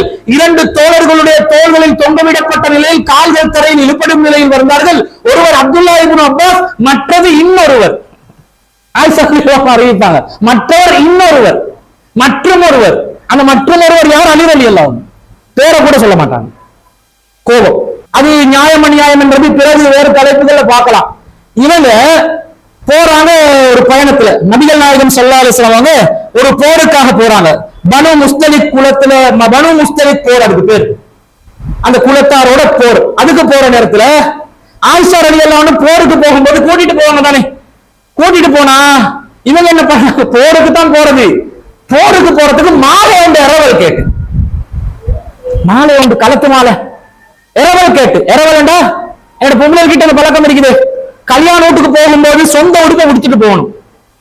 சொந்த உடுப்பை உடுத்துட்டு போகுதா, சொந்தம் இல்லாத உடுப்பு உடுத்துட்டு போகுதா, இரவல் உடுப்பு தான் எல்லாரும். தாத்தா உன கொஞ்சம் அந்த அபாயா, உன மாப்பிள்ள கொஞ்சம் வசதியானால ஒரு பொஷாத்தா உங்களுக்கு எல்லாம் எடுத்து கொடுத்தாரு, அந்த அபாயா கொஞ்சம் தாங்கல, உனக்கு சைஸ் இல்லடியாது, அவருக்கு விருப்பம் இல்லை, உனக்கு சைஸ் இல்லடியாது, பரவாயில்ல தாத்தா கொஞ்சம் அட்ஜஸ்ட் பண்ணி உடுத்துட்டு போற, கொஞ்சம் தாங்கல, நீங்கள் எல்லாம் என்ன நீங்க இப்படி. இவங்க அந்த அபாயா உடுத்து இவங்க போற எப்படி தெரியுமா, இவங்க நேற்று கடையில வாங்கின மாதிரி உடுத்து கொண்டு போவாங்க. இந்த அபாயாவை பார்த்தீர்களா, மனசுக்குள்ள நினைக்கிறது, இது கேட்டா காரி விழுந்துரும் என்றதுனால அது கொஞ்சம் பேசும்போது அந்த இப்படி கையை காட்டுறது, அந்த அபாயோட டிசைன் இப்படி தோங்குது. இங்கே சொல்கிறீர்களா, எக்ஸ்கியூஸ் மீ டாய்லெட் எங்க இருக்குது, ரிசப்ஷன் உள்ள கேட்டா டாய்லெட் எங்க இருக்குது, நீங்க தான் அப்படியே போயிட்டு அந்த லெஃப்ட் கார்னர்ல இப்படியே டர்ன் பண்ணுங்க இப்படி காட்டுவாங்க டிசைட். எரவலை எடுத்துக்கொண்டு சொந்தத்துக்கு வாங்கின மாதிரி ஒரு ஸ்டைல்ல காட்டுவாங்க பாருங்க. அது உண்மையில எரவல்ன்றது தெரிஞ்சு கொண்டா வழி கேட்டா சொல்லுவான், உனக்கெல்லாம் தேவடி அதான் இந்த நிலைமையில எரவல்ல வச்சிருக்கிறான். அப்ப இவங்க என்ன பண்றாங்க, அன்னஹா இஸ்தாரத் மின் அஸ்மாஹி கிலாபத்தன், அஸ்மா ரலியல்லாஹு அன்ஹா கிட்ட ஒரு மாலைக்கு எரவல் எடுத்து வந்து அந்த மாலையை தாங்க ஆயிஷா ரலியல்லாஹு அன்ஹா தொலைச்சாங்க. போர்ல போய் மாலையை தொலைச்சி எல்லாரும் போர்ல நிக்க வச்சு தடுமாற வச்சு பெரிய கேசாமிச்சே தண்ணி இல்லாம உழு செய்யறதுக்கு இல்லாம அபூபக்கர் ரலியல்லாஹு அன்ஹுக்கு கோவம் போயிட்டு ஆயிஷா ரலியல்லாஹு அன்ஹா ரசூலுக்கு பக்கத்துல இருக்கும் போதே தொடைய வந்து கீழ்றாங்க, ஆயிஷா நீ தேவையில்லாத வேலை பாக்குற.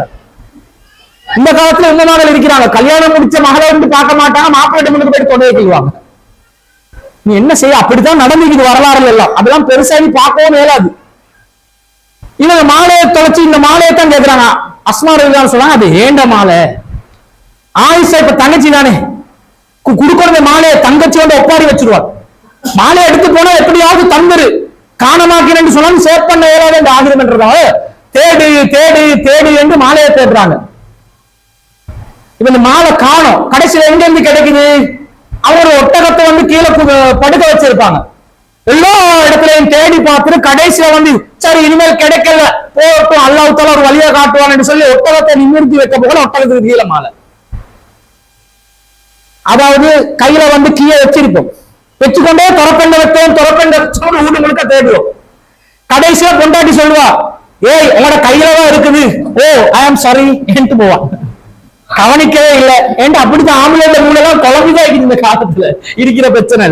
இந்த மாதிரி ஒட்டகத்துக்கு கீழே இருந்த சாவியே என்னன்னு தெரியல, தேடு தேடு தேடு என்று தேடி பார்த்துட்டு கடைசியில என்ன செஞ்சாங்க, கிடைச்சிருச்சு எல்லாம் வந்தாங்க. இந்த நேரத்துல உணவு இல்ல செய்யறதுக்கு தண்ணி இல்லாம எல்லாரும் சிரமப்பட்டு பயண ஏற்பாடு நிறுத்தப்பட்டு ஒரு நாள் தங்குறதுக்காக சுப்ஹானல்லாஹ் பெரிய அலப்பறை ஆயிருச்சு இந்த மாலையால, இரவல் மாலையால. கடைசியில வந்து என்ன நடக்குதுன்னு சொன்னா, தயமின் சட்டமே அல்லாஹ் தஆலா இறக்கி வைக்கிறான். தண்ணி இல்லாத போது தயமம் செய்யுங்க சட்டம் வந்து இந்த அறிவிப்பாளர் சொல்கிறார், ஜஸாக்கில்லா அல்லாஹ் உங்களுக்கு நன்மை ஏற்படுத்தட்டும், ஜஸாக்கில்லாஹி கைரன் ஃபவல்லாஹி மா நஸல பிகி அம்ரு, அல்லாஹ் தஆலா உங்களுடைய விஷயத்துல என்னதான் ஒரு கெட்ட விஷயத்தை ஏற்படுத்தினாலும் என்ன நடக்குது, தக்ரஹீனஹு அது வெறுக்கக்கூடிய விஷயமாக இருந்தாலும் இல்லா ஜஅலல்லாஹு ذلك லகி அல்லாஹ் தஆலா அது ஒரு கைரை உங்களுக்கு வைத்திருக்கின்றான், வலில் முஸ்லிமீன ஃபீஹி கைரா உங்களுக்கும் முஸ்லிம்களுக்கும் அதிலே ஒரு நன்மையை வைத்திருக்கின்றான். இவங்களோட மாலை இரவல் வாங்கினதுனால வாங்கின மாலை தொலைஞ்சதுனால அதை தேடி தேடி அன்னைக்கு நிறுத்த தங்க வேண்டிய நிலைமை ஏற்பட்டதுனால தயமம் சட்டம் இறங்கிச்சு. எங்களுக்கும் இன்னைக்கு தயமம் செய்யறது தண்ணி இல்லாட்டி தயமம் செய்யற சட்டம் எதனால கிடைத்தது, அந்த இரவல் மாலை தொலைச்சதுனால தான் கிடைச்சிச்சு. அதனாலதான் சொல்கிறார் அந்த அறிவிப்பாளர் சொல்கிறார், அந்த ஆயிஷா ரலியல்லாஹு அன்ஹா கிட்ட செய்தியை நேரடியா கேட்டு உங்களுக்கு எந்த சரி முசீபத் நடந்தா அல்லாஹ் ஒரு நன்மையை வச்சிருப்பான் அவதூறு சொன்னாங்க. கடைசியில் என்ன நடந்துச்சு, ஆயிஷா ரலியல்லாஹு அன்ஹா தூய்மையானவர் என்று அல்லாஹ் தஆலா சொல்லிட்டான். கியாமத் நாள் மட்டும் அந்த தூய்மையா இருப்பது அடிக்கலுமா, இல்ல அதுல நன்மை. மாலை தொலையுது, உங்களுக்கு மட்டுமா நன்மை, எங்களுக்கும் நன்மை. இப்படி அல்லாஹ் தஆலா ஏற்படுத்தினான் என்ற செய்தியை பார்க்கிறோம். இது வந்து அந்த அஸ்மா ரலியல்லாஹு அன்ஹா அந்த மாலை தான். அடுத்தது அஸ்மா ரலியல்லாஹு அன்ஹா கணவனுக்காக ரொம்ப பணிவிடை செய்யக்கூடியவங்களா இருந்தாங்க. இந்த காலத்துல முஸ்லிம் பெண்கள் ரொம்ப குறைவாக கடைபிடிக்கக்கூடிய ஒன்று. இப்ப எல்லாம் சமத்துவம் பேசுறாங்க, ஓண்ட வேலையை நீ பாரு ஏண்ட வேலையை நான் பார்ப்பேன், நீயும் முறை நானும் முளைக்கிறேன், ஏன சம்பாத்தியத்துல நான் வாழ்றேன் ஓட சம்பாத்தியத்துல நீ வாழு, எக்ஸ்ட்ரா வேணும்னா கொஞ்சம் கொடுக்கல் வாங்க கடன் வேணும்னா கொடுத்துக் கொள்வோம், பிரச்சனை இல்லை. நிலைமை எங்கேயோ போகுது. ஆனா அஸ்மா ரலியல்லாஹு அன்ஹா எப்படி வாழ்ந்தாங்கன்னு சொன்னா, அவங்க ஜுபைர் ரலியல்லாஹு அன்ஹு அவர்களுக்கும் அவருடைய குடும்பத்தாருக்கும் ரொம்ப உபசரிப்பு செய்யக்கூடிய ஒருத்தரா இருந்தாங்க. நிறைய இப்ப மாமிக்கு வேலை பாருங்கன்னு சொன்னா மருமகளுக்கு கோபம் வரும். உமாக்கு வேலை பார்க்கறது வேற விஷயம், நான் மாமிக்கு பணிவிடை செய்ய வேண்டுமா, செய்ய வேண்டும். எப்படி வருதுன்னு சொன்னா ரசூலுல்லாஹ் சொல்றாங்க, குல்லுக்கும் ராயின் வ குல்லுக்கும் மஸ்ஊலுன் அன் ரஇயத்திஹி, நீங்கள் ஒவ்வொருவரும் பொறுப்புதாரிகள், நீங்கள் ஒவ்வொருவரும் உங்களுடைய பொறுப்புகளை பற்றி விசாரிக்கப்படுவீர்கள். வல் மர்அத்து ராயியத்துன் ஃபீ பைத்தி ஸௌஜிஹா, ஒரு பெண்மணி தனது கணவனின் குடும்பத்தாருக்கு பொறுப்புதாரியாக இருக்கின்றால் அவளுடைய பொறுப்பை பற்றி அவள் மறுமையை விசாரிக்க. கணவனுடைய குடும்பத்துக்கு பொறுப்புதாரி. கணவன் குடும்பம் என்றா கணவன், கணவன் பிள்ளைகள், அதாவது இவனுடைய பிள்ளைகள், கணவன் தாய் தந்தை. அதுக்காக சகோதரி மைனி கிட்ட உடுப்பு கழுவி கொடுக்கலாம் தேவையில்லை, அது விரும்பினா செய்யறது. இப்ப கணவன் குடும்பத்துக்கு பொறுப்புதாரி என்று சொன்னதனால கணவன் சார்ந்த வேலைகளை மனைவி செய்யணும். சமைப்பது இஸ்லாத்திய பெண்களுக்கு கடமையா? கணவனுக்கு சமைத்து கொடுப்பது கடமையான்னு கேட்டா கடமை இல்லை, ஆனா பொறுப்பு இருக்கதானே செய்து. அந்த பொறுப்புல அண்டர்ஸ்டாண்டிங்ல போகணும் தானே, அப்பதானே இவனுக்கு அந்த தொழில லேசானதாக இருக்கும்.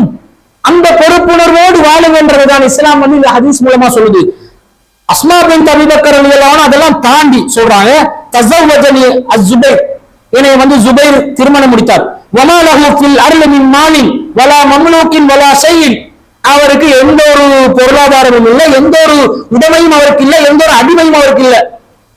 கைர நாலிஹின் வ கைர ஃபரஸிஹி, அவருக்கு ஒரு ஒட்டகம் இருந்துச்சு, ஒரு குதிரை இருந்துச்சு, இதை தவிர ஒன்றும் இல்லை. ஃபகுன்து ஆலிஃபு ஃபரஸஹு வ அஸ்தகில் மா, நான் தான் இதுகளுக்கெல்லாம் தண்ணீர் இறைப்பேன், தண்ணீர் பருக்குவேன், எல்லாம் அந்த மேய்ச்சலுக்குரிய எல்லா வேலையும் நான் தான் செய்வேன். வீட்டுல இருந்து ஒரு ஒட்டகத்தை மேய்க்கலுமா? எங்களுக்கு ஒரு பொம்பளையா இருந்து ஒட்டகத்தை மேய்க்கிறாங்க, லேசிப்பட்ட வேலையா? ஒட்டகம் மேய்க்கிறதுக்கு தனி திறமை வேணும். அதெல்லாம் நீங்க சொல்ற மாதிரி அந்த வீட்டுல வளர்க்கிற பூனை மாதிரி எல்லாம் பூசி பாலை குடியண்டா பாலை குடிக்கிறது இல்ல ஒட்டகம். அப்படி சர்றண்டு விட்டுரும் மண்டை உச்சிக்கு. அப்ப அந்த அளவுக்கு கஷ்டம். அதுல ஒரு பழக்கம் பழகி, அதுக்கு ட்ரைனிங் ஆகி, அதை சமாளிச்சு, அதுக்கு சாப்பாடு கொடுக்கறது, தண்ணி கொடுக்கிற ஏற்பாட்டெல்லாம் நான் தான் செய்வேன். அதே மாதிரி இவருக்கு நான் ரொட்டிக்கு மாவெல்லாம் பிசைஞ்சி ரொட்டியெல்லாம் செஞ்சு கொடுப்பேன். ஆனா சொல்கிறார்கள், பலம் அப்பன் அஹபிசு, ஆனா எனக்கு நல்ல ரொட்டி சுட தெரியாது. அஸ்மா ரலியல்லாஹு சொல்ல, எனக்கு நல்ல ரொட்டி சுடலாம் தெரியாது.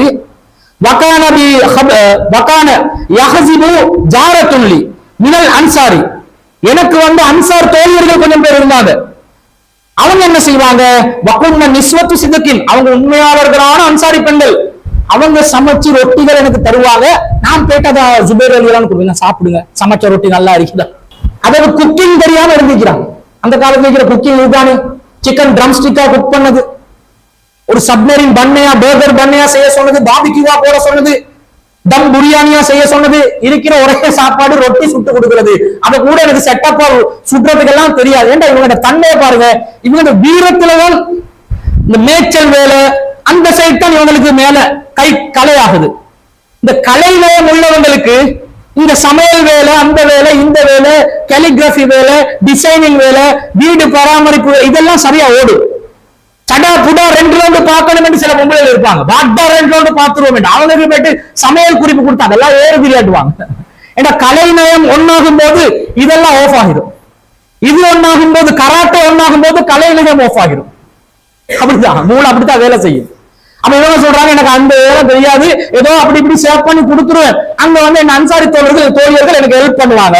இப்படிதான் நான் ரொட்டி சுட்டு கொடுப்பேன். அதுக்காக நீங்க அஸ்மா பின்த் அபீ பக்கருக்கு ரொட்டி சுட தெரியாது, நானும் உங்களுக்கு ரொட்டி சுடலாம், அடுத்த வீட்டுல பாத்திமா தாத்தா கிட்ட ரொட்டி சுட்டு அவங்களுக்கு கொடுக்குறேன். அவர் சொல்ல, சரி சரி பாத்திமா தாத்தா கிட்டே நான் ரொட்டி சாப்பிடுறேன், கதை முடிஞ்சிடும்.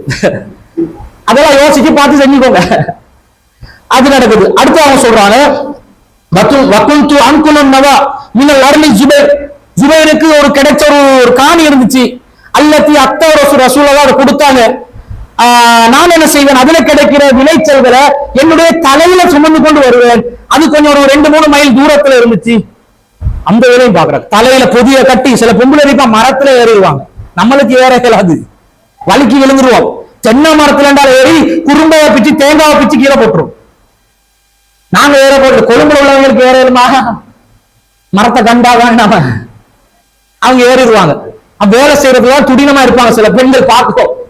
அப்படி இருப்பாங்க. இவங்க சொல்றாங்க, நான் மைல் கணக்குல தூரத்துல இருந்து பொருட்களை எல்லாம் எடுத்து வருவேன், இதெல்லாம் நான் செய்வேன்.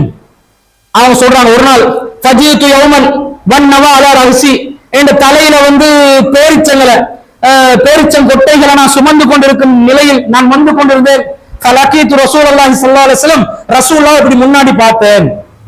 பார்க்கும்போது நஃபரும் மினல் அன்சார், அன்சாரிகள் கொஞ்சம் பேரும் அவரோடு இருந்தாங்க. ஆணி என்னைய கூப்பிட்டாங்க. இப்ப இவங்க யாரு ரசூலுல்லாவுக்கு? ரசூலுல்லாவுக்கு இவங்க யாரு? அஸ்மா ரலியல்லாஹு அன்ஹா, மைனி. மைனிய கூப்பிடுறாங்க. கண்ட இடத்துல என்ன இங்க வாங்க என்னன்னு கூப்பிடுறாங்க.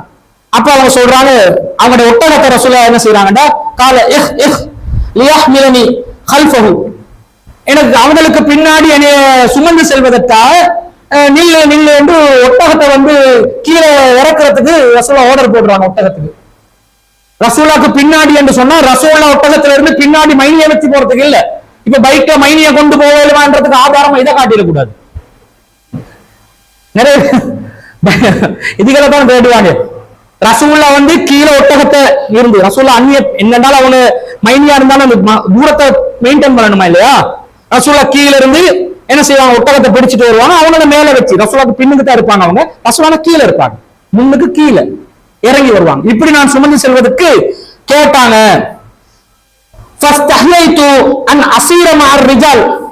நான் வந்து ஆம்புல எல்லாம் இப்படி இருக்கிற இடத்துல இப்படி போறதுக்கு எனக்கு வெக்கமா இருந்துச்சு. ரசூலுல்லாஹ் கூப்பிடுறாங்க, அங்க ரொம்ப வெக்கப்பட்டேன்.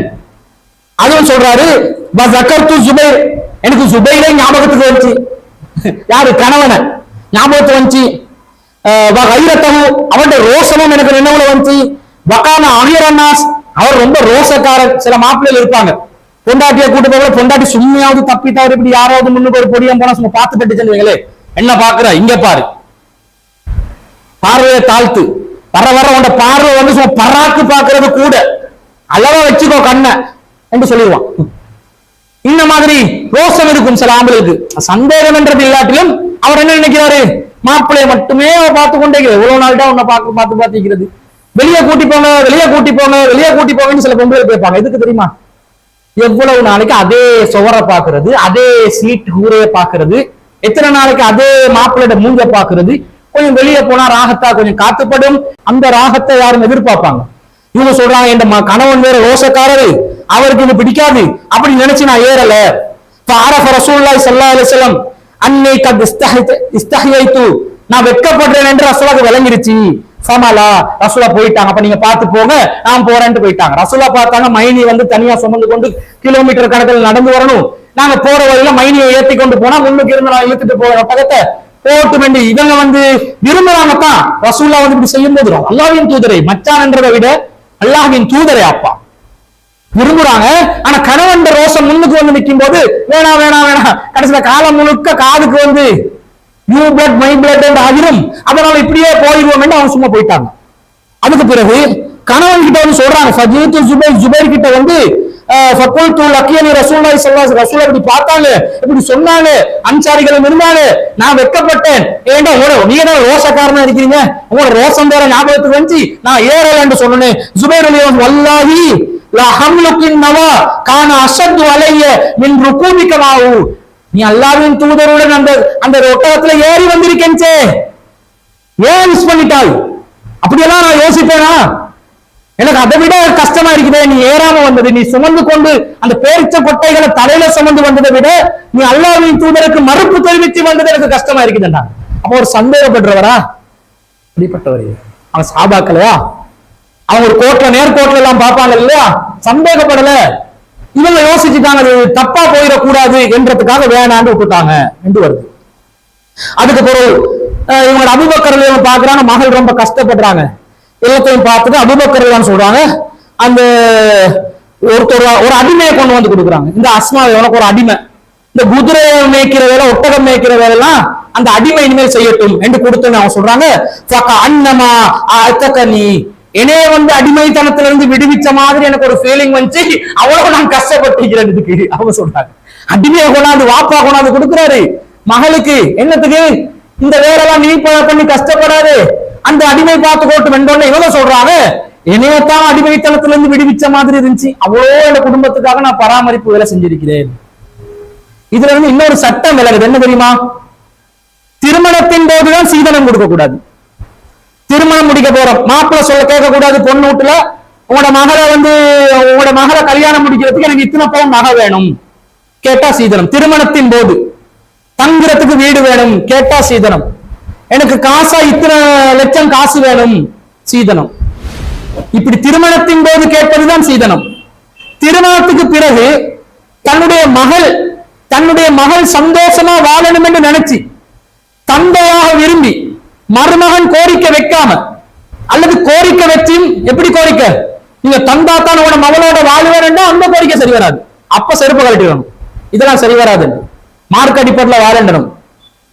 தேவை ஒன்றுக்கு உதவியா கேட்டார், ஒரு ஹெல்ப் பண்ணிடுமா, கொஞ்சம் கஷ்டமா, இந்த மாதிரி கோரிக்கை வச்சாலோ மாமனாருக்கு என்ன செய்யலாம், மகளுக்காக வேண்டி உதவி செய்யலாம். அது சீதனம் ஆகாது. நம்ம மக்கள் தவறா புரிஞ்சு சீதனம் கொடுக்க கூடாது என்று ஏண்ட மகள் எவ்வளவு கஷ்டப்பட்டாலும் பரவாயில்ல, 8 ரூபா காசும் கொடுக்க மாட்டேன் அப்படி முடிவெடுக்க கூடாது. திருமணத்தின் போது கூட நீங்க மகளுக்கு ஒரு நகையை கொடுக்கணும் என்று நினைக்கிறீங்க, இன்னொரு மகள் இருந்தால் அந்த மகளுக்கும் சமமாக கொடுத்து இந்த மகளுக்கு கொடுக்கலாம்.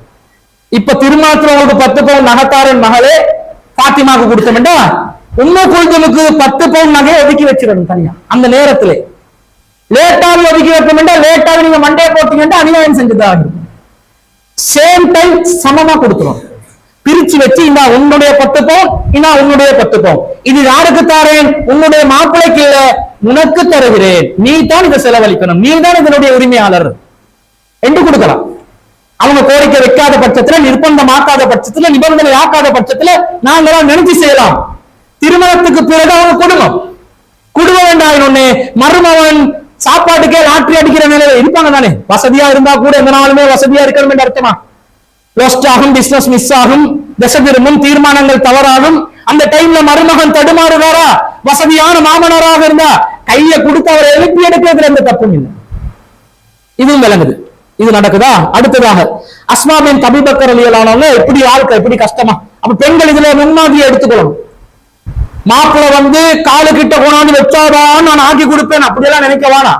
அவங்க ரொம்ப கஷ்டப்படுறாங்க வெளி உலகத்துல.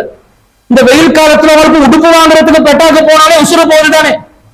அவன் காலம் முழுக்க வெயில் அலைஞ்சி திரிஞ்சு பொருளாதாரத்தை சம்பாதிப்பான். எவ்வளவு கஷ்டப்படுறான், யாருக்கு போயிட்டு சொல்ல. எனக்கு இடுப்பு வலிக்குது என்று கொண்டாடிக்கிட்ட சொன்னா அவன் சிரிப்பான். இடுப்பு வலிக்குதோ கிழவன் ஆகிட்டீங்களோன்னு கேட்பான். அவனுக்கு இடுப்பு வலிய சொல்லவும் மேலா, தலைவலிய சொல்லவும் மேலா. தலைவலிக்குது, என்னோட இருக்கும்போது உங்களுக்கு தலைவலி, உங்க உமா வீட்டுக்கு போனா உங்களுக்கு தலைவலி வராது. ஆறுதல் கேட்கறதுக்கு வாய திறக்கலுமா? அதனால இவன் கவர்மெண்ட் அடங்கி கொண்டு கிடப்பான். எங்க போயிட்டு கொட்டுவான் தெரியுமா? சில நேரம் தனியா புலம்பி கொண்டிருப்பான். பயம். அது பாத்ரூமுக்குள்ள தனியா பேசுவான். கேட்டா பாட்டு படிக்கிறேன், செவத்தோட பேசுவான், கண்ணாடி முன்னுக்கு பேசுவான், அல்லது எங்கேயாவது ஒரு இடத்துல விக்டோரியா பார்க்கல சரி ஒரு மரத்துக்கிட்ட சரி போயிட்டு பேசிக்கொண்டிருப்பான். அல்லது ஆறுதலுக்கு இன்னொருத்தர்கிட்டையும் பேசுவான். கவனமா இருந்து கொள்ளணும். அப்போ பெண்கள் நினைக்கணும், கணவனை அப்படியே அதிகாரத்துல முடிச்சு போடாம அன்புல முடிச்சு போட்டு வச்சு கொடுத்து அப்ப லைன்ல நிப்பாங்க. இப்படி நடக்குது. இவங்க கிட்டத்தட்ட 100 வருஷம் வாழ்றாங்களா? 100 வருஷம் வாழ்ந்தாலும் திடகாத்தரம் கடைசி காலத்துல அவனோட கண் பார்வை வர போகுது. இவனோட முடி நீளமான முடி. யாரோட? அஸ்மா ரலியல்லாஹு அன்ஹா.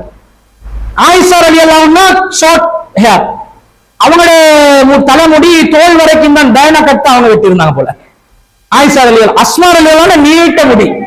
அந்த துடினமா வாழும் போது 100 வயசாகியும் கூந்தல் நீளம் எந்த அளவுக்கு நீளம் என்று சொன்னா அவங்க அப்படியே அந்த முடிய தலையில அப்படி சுத்தி கித்தி வச்சு கொள்வாங்களா. கண்ணு விலகாத காலம்.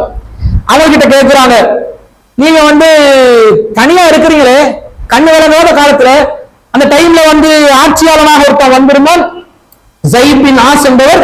அவன் ஆட்சி புரிந்த காலத்துல வழிப்பறிகள் கொள்ளைகள் அதிகமாகி விட்டது. கேட்கிறாங்க, இந்த ஆட்சி காலத்துல கொள்ளை எல்லாம் கூடி இருக்குது, நீங்க தனியா இருக்கிறீங்களே, உங்களுக்கு பாதுகாப்பு இல்லையே, என்ன செஞ்சு கொள்வீங்க? அப்படியா, என் தலைமுடிக்குள்ள இஞ்சர் ஒரு கத்தி இருக்குது. அதாவது சாய்பாபா தலைமுடிக்குள்ள மாலை வைக்கிற மாதிரி மாலையை சம்பு லேசா சொருவிடலாம். இவங்க வச்சுக்கிற முடி எப்படின்னு சொன்னா இஞ்சர் என்ற கத்தி இப்படி தேக்கத்தைக்கும் தெரியுமா? அதுக்கு தமிழ்ல என்ன சொல்லுவாங்க? வயல்ல வைப்பாங்களே ஒரு கத்தி, இப்படி வளைஞ்சு நிற்கும். இப்படி இந்த மாதிரி ஒரு வளைவு உள்ள ஒரு கத்திய முடிக்குள்ள சொருகி வச்சு கொள்வாங்களாம். எப்படி முடி இருக்கும் என்று பாருங்க.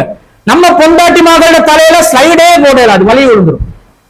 ஏன்னா தாங்காது, தலைமுடி இல்லையே, கோரின் கழுவி முடியெல்லாம் கொட்டி கொட்டி வயசுக்கு மேல கிளடாவி ஒரு மெயின்டைனும் இல்ல. கேட்டதை என்னத்த பண்ணி என்னத்த செய்ய போறோம் என்ற மாதிரி ஒரு வேடிக்கை வரும். அவங்க அவங்களோட உடம்ப பார்த்து கொண்டு சாதிய பெண்கள் எப்படி இருந்திருக்கிறாங்கன்னு பாருங்க. 100 வயதானாலும் தலைமுடிக்குள்ள கத்திய மறைச்சு வைக்கிற அளவுக்கு முடிய ஸ்ட்ராங்கா வச்சிருக்கிறாங்க, பல்ல ஸ்ட்ராங்கா வச்சிருக்கிறாங்க, கண் பார்வை மட்டும்தான் தொடங்கி இருக்குது. சொல்றாங்க முடிக்குள்ள கத்தி இருக்குது, கள்ளப்பயல எவ்வளவு வந்தா அப்படி வயிற்றுக்குள்ள சொருவி விடுவேன்றாங்க. அந்த வயசுலையும் எப்படி தைரியம் என்று பாருங்க. வயசுக்கு போனா ஒரு விதமான அடம்பிடி போன்று வரும், அது வேற, அது தனி சமாச்சாரம். இது அடம்பிடிப்புக்காக செய்வதல்ல, எதிரிகளை வீழ்த்தணும் என்ற நுணுக்கம். அந்த நுணுக்கம் அஸ்மா பின் அபீ பக்கர் ரலியல்லாஹு அன்ஹு அவங்களுக்கு இருந்துச்சு. அவங்க அந்த வீரம் எந்த அளவுக்குன்னு சொன்னா, ஹஜ்ஜாஜ் பின் யூசுப் என்ற ஒரு ஆட்சியாளர், நீங்க இப்ப இந்த குர்ஆனுக்கு ஆபாத்தா ஹரக்கத் போட்டு வாசிக்கிறீங்க தானே, ஃபதஹ கஸ்ருல் லம்மா, அது வாசிக்கிறீங்க தானே, ஃபதஹத்தைன் கஸ்ரத்தைன் லம்மத்தைன் போட்டெல்லாம் குர்ஆன்ல ஹரக்கத்துகளை ஓதுறீங்க தானே. இந்த நடைமுறை யாரு கொண்டு வரான்னு சொன்னா, ஹஜ்ஜாஜ் பின் யூசுப் என்ற ஆட்சியாளர் காலத்துல தான் கொண்டு வரப்படுது. ஆட்சி செஞ்சதுல ரொம்ப கொடுங்கோலனா இருந்தாரு. அந்த நேரத்துல மக்கால ஆட்சியாளராக இருந்தது அப்துல்லா இப்னு ஜுபைர் ரலியல்லாஹு அன்ஹு. யாரு? அப்துல்லா இப்னு ஜுபைர் அஸ்மா ரலியல்லாஹு அன்ஹுடைய மகன். ஹஜ்ஜாஜ் பின் யூசுப் ஆட்சியை பிடிக்கிறதுக்காக, முஸ்லிம்கள் ஆட்சியை பிடிக்கிறதுக்காக காபத்துல்லாவை யாரு தன் கைவசத்தில் வச்சிருக்கிறோ அவரை வீழ்த்தணும். அப்துல்லா இப்னு ஜுபைருக்கு எதிராக போரை மூட்டுறார். அந்த போர் எந்த அளவுக்கு வருதுன்னு சொன்னா, அப்துல்லா இப்னு ஜுபைர் ரலியல்லாஹு அன்ஹு வீழ்த்தறதுக்காக காபத்துல்லாவுக்கு நெருப்பு தாக்குதல் நடத்தினார்.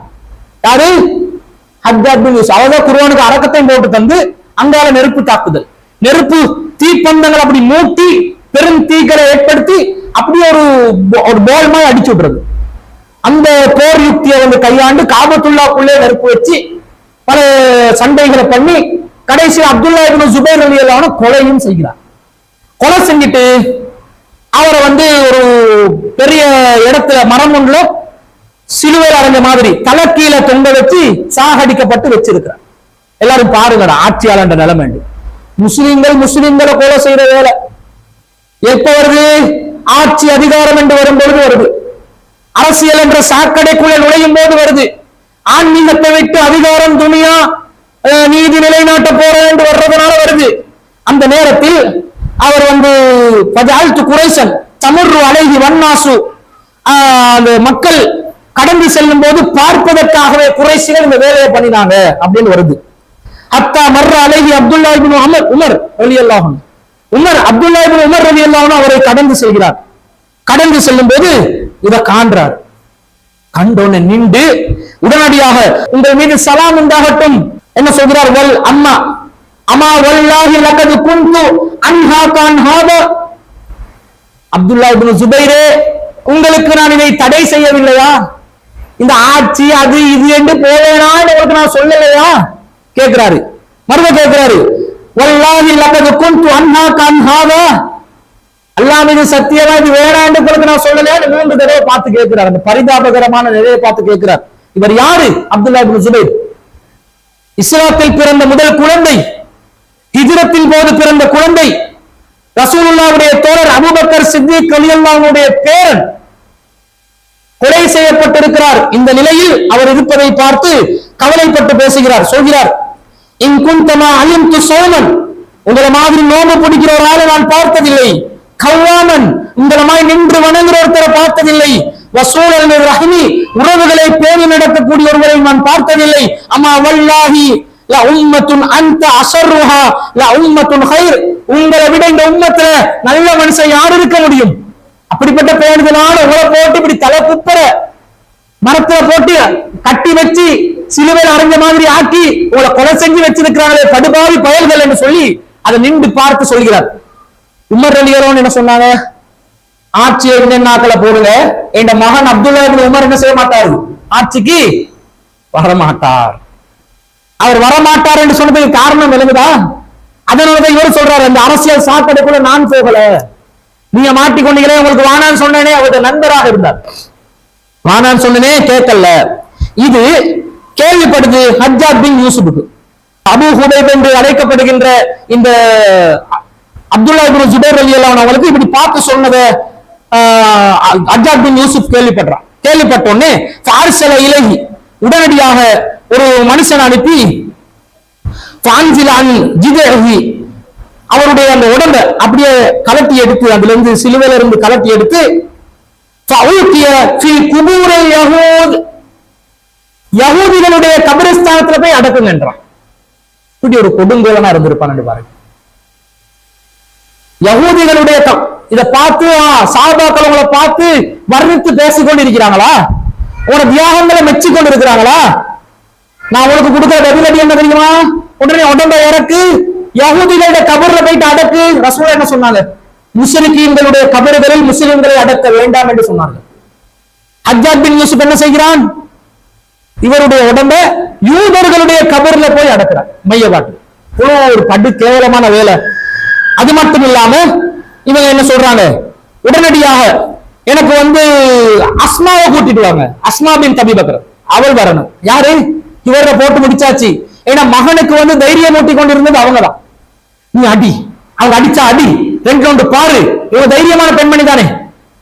அப்ப ஒன்ன காலி பண்ணியாச்சு, அடுத்தது யார காலி பண்ணணும்? உன்னுடைய தாயார். மகன் மறந்து 2-3 நாள்ல அவங்களும் மௌத்தா போயிட்டாங்க. வயசு தானே. கூப்பிட்டு ஆள் அனுப்புறாங்க. அவங்க எப்படி ஆள் அனுப்புறாங்கன்னு சொன்னா, லத்தாத்தியனி, என்னிடம் அவள் வர வேண்டும்.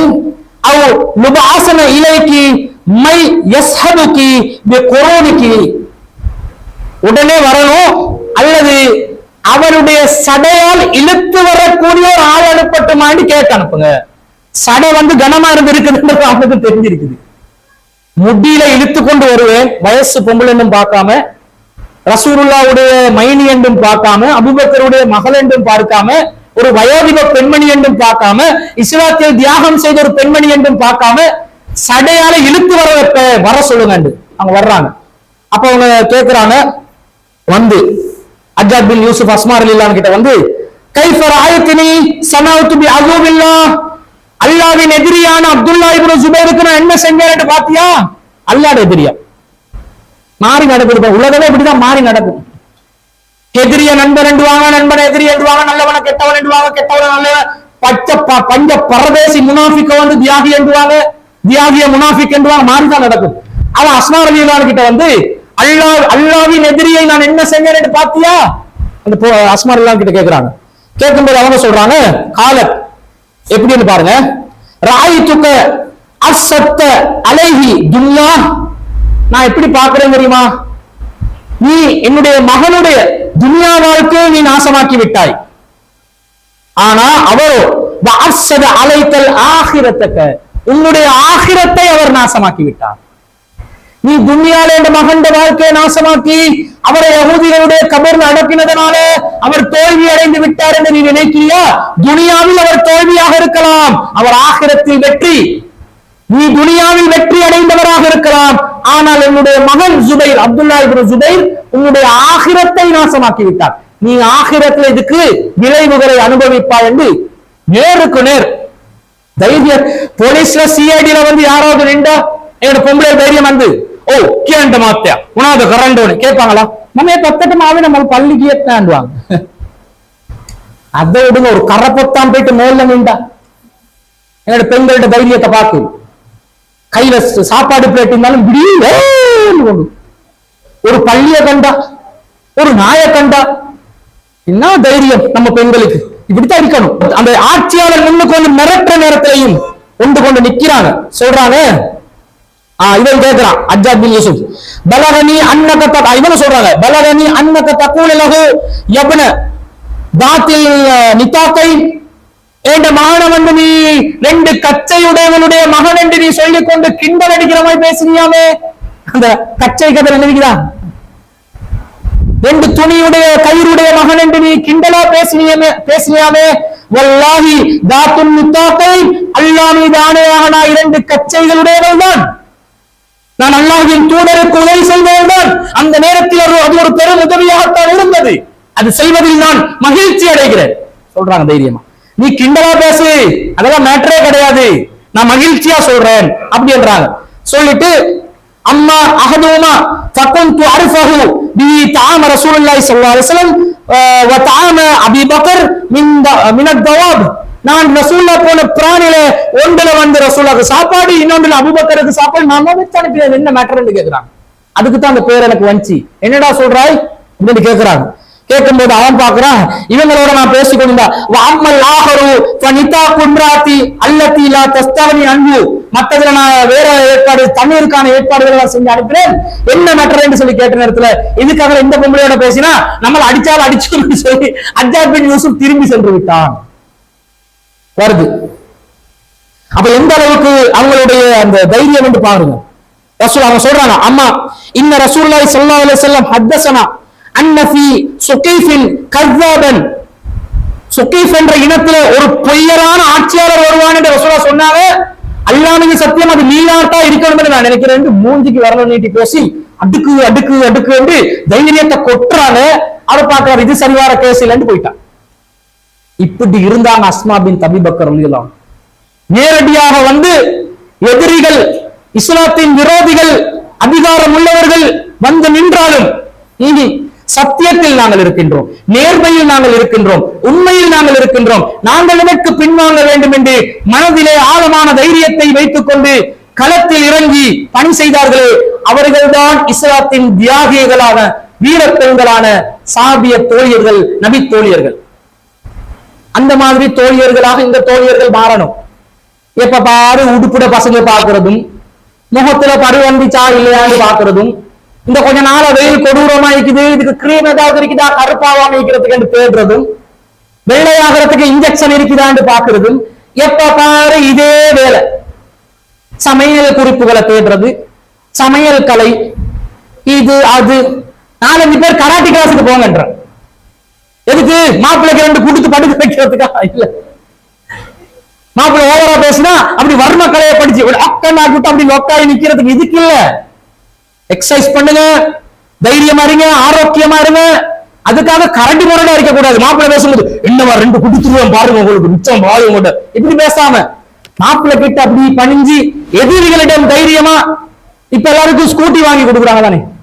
பொம்பளைகளுக்கு ஸ்கூட்டி ஓட்டின நாள்ல இருக்குதான் ரோட்ல நிறைய ஆக்சிடென்ட். அதுக்காக நீங்க ஸ்கூட்டி வாங்குறதுக்கு ஓட்டுறதுக்கு தகுதி இல்லாதவர்கள் என்று சொல்லல, அது நல்லா ஓட்டுங்கன்ற, நல்லா படிச்சு ஓட்டுங்க. அங்கங்க போயிட்டு இழுத்து முட்டி கொண்டு ஆக்களை சாகடிச்சு கொண்டு இருக்காம ஒழுங்கு ஒரு வாகனத்தை, அதெல்லாம் வாகனம் ஓட்டுறதெல்லாம் பெரிய சாதனையா இந்த உலகத்துல.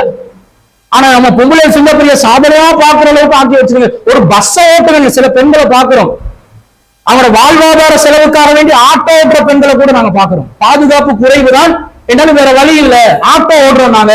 அப்படி தைரியசாலிகளான பெண்களையும் பாக்குறோம். இப்ப பஸ் ஓட்டுறாங்க சில பெண்கள். அப்ப அந்த மாதிரி ஒரு நிலைக்கு வந்து அவங்களை தயாரிச்சு கொள்றாங்கன்னா அந்த தைரியம் தான் அதுக்கு காரணம். நல்ல வாகனங்களை ஓட்டுங்க, வசதியா ஓட்டுங்க, அதெல்லாம் பிரச்சனை இல்லை. ஒவ்வொரு துறையிலும் மேல வாங்க. இருந்து நின்று ஒரு சுக்ரா வருவா, காணாமல் போவா. இருந்து நின்று ஒரு ஆயிஷா வருவா, காணாமல் போவா. இந்த மார்க்கத்தை நிலைநாட்டுறதுக்கு ஒரு ஹதீஜா, ஒரு உம்மு குல்தும், ஒரு ஃபாத்திமா, ஒரு அப்சா, மார்க்கத்துல பீரங்கி பேச்சாளர்களாக மாறுவதற்கு, பெண்ணினத்தின் உரிமைகளுக்காக பாடுபடுவதற்கு, பெண்களுக்காக குரல் எழுப்புவதற்கு, இஸ்லாமிய சமூகத்தின் உரிமைகளை, விழிப்புணர்வுகளை ஏற்படுத்தி மக்கள் மத்தியிலே ஒரு புரட்சியை ஏற்படுத்துவதற்கு ஒரு இஸ்லாமிய வீராங்கனையான ஒரு பெண் எங்கே இருக்கிறீங்க? நம்ம பெண்கள் 6 மணி ஆனா டிவி ஆன் பண்ணினா சீரியல் பாக்குதுவல். ஒரு சீரியல்ல என்ன நடக்குதுன்றே வருஷ கணக்குல ஓட்டுறாங்க. சீரியலை விட ஒரு கொடுமை இருக்குமா இந்த உலகத்துல? அழுகுவல் என்னன்னு பார்த்தா அவ அழுகுறாவா. கதாநாயகியா வில்லியாண்டு தெரியாம கேரக்டரை உருவாக்குவாங்க. திடீரென்று நல்லவளா இருப்பார், திடீரென்று கெட்டவளா மாறுவார். மொத்தமா தங்குறதை தான் இதை பார்த்து ரசிச்சு என்னதான் வாழ்க்கையில சாதிக்க போறாங்க. ஒரு த்ரில்லிங் இல்லாம வாழ்க்கை, ஒரு கிக் இல்லாம வாழ்க்கை, ஒரு இன்ட்ரெஸ்டிங் இல்லாம வாழ்க்கை, ஒரு இலக்கு இல்லாத ஒரு வாழ்க்கை நம்முடைய பெண்களுடைய வாழ்க்கையா இருக்குது. சில பொம்பளை எனக்கு ஒரு ஓடும் வேணாம், எனக்கு தொழிலும் வேணாம், ஒண்ணும் வேணாம், எனக்கு அடுப்பாங்கரை மட்டும் எங்க இருந்தா நல்லா இருந்தா போதும். அடுப்புக்குள்ளே இருக்கிறது, சமைக்கிறது மட்டுமே செய்யுது. உலகத்துல என்ன நடக்குதுன்றே தெரியா. விஜயகுமாரத்துங்க செத்து போயிட்டான விட எப்ப செத்து போயிட்டாங்களோ எனக்கு தெரியாது. அவன் எப்போ செத்து போயிட்டான் தெரியா. ஏன் உலகமே தெரியாம வாழ்றாங்க. இப்படி இல்லாம இந்த மார்க்கத்தை உயிரோற்ற பெண்களா மாறுங்க. ஆங்கில மொழியில தேர்ச்சி பெற்ற எத்தனையோ பெண்கள், கல்விமான்கள் நிறைய பேர், கல்வியில தேர்ச்சி பெற்றவர்கள் நிறைய பெண்கள் இருக்கிறாங்க. இந்த மார்க்கத்தை ஆங்கிலத்துல சொல்லக்கூடிய ஒரு பெண்ணை காணல, சிங்களத்துல இந்த மார்க்கத்தை கொண்டு போய் சேர்க்கிற ஒரு பெண்ணை காணல, தமிழ்ல தொடர்ச்சியாக இந்த மார்க்கத்தை கொண்டு போய் சேர்க்கிற ஒரு பெண்ணை காணல. இதெல்லாம் இந்த சமூகத்தின் மிகப்பெரிய குறைபாடுகளாக இருக்கிறது. எனவே இந்த சமூகத்துல அஸ்மா பின்த் அபூபக்கர் ரலியல்லாஹு அன்ஹா போன்ற பெண்கள் உருவாக வேண்டும். அவர்களை முன்மாதிரியாக எடுத்து இந்த இஸ்லாத்தை நிலைநிறுத்துவதற்கு, இந்த இஸ்லாத்தை உயிர்ப்பிப்பதற்கு நம் பெண்கள் சமூகம் முன்வர வேண்டும் என்பதை கூறிக்கொண்டு விடைபெறுகிறேன். வாஹிர் தாவானா அல்ஹம்துலில்லாஹ்.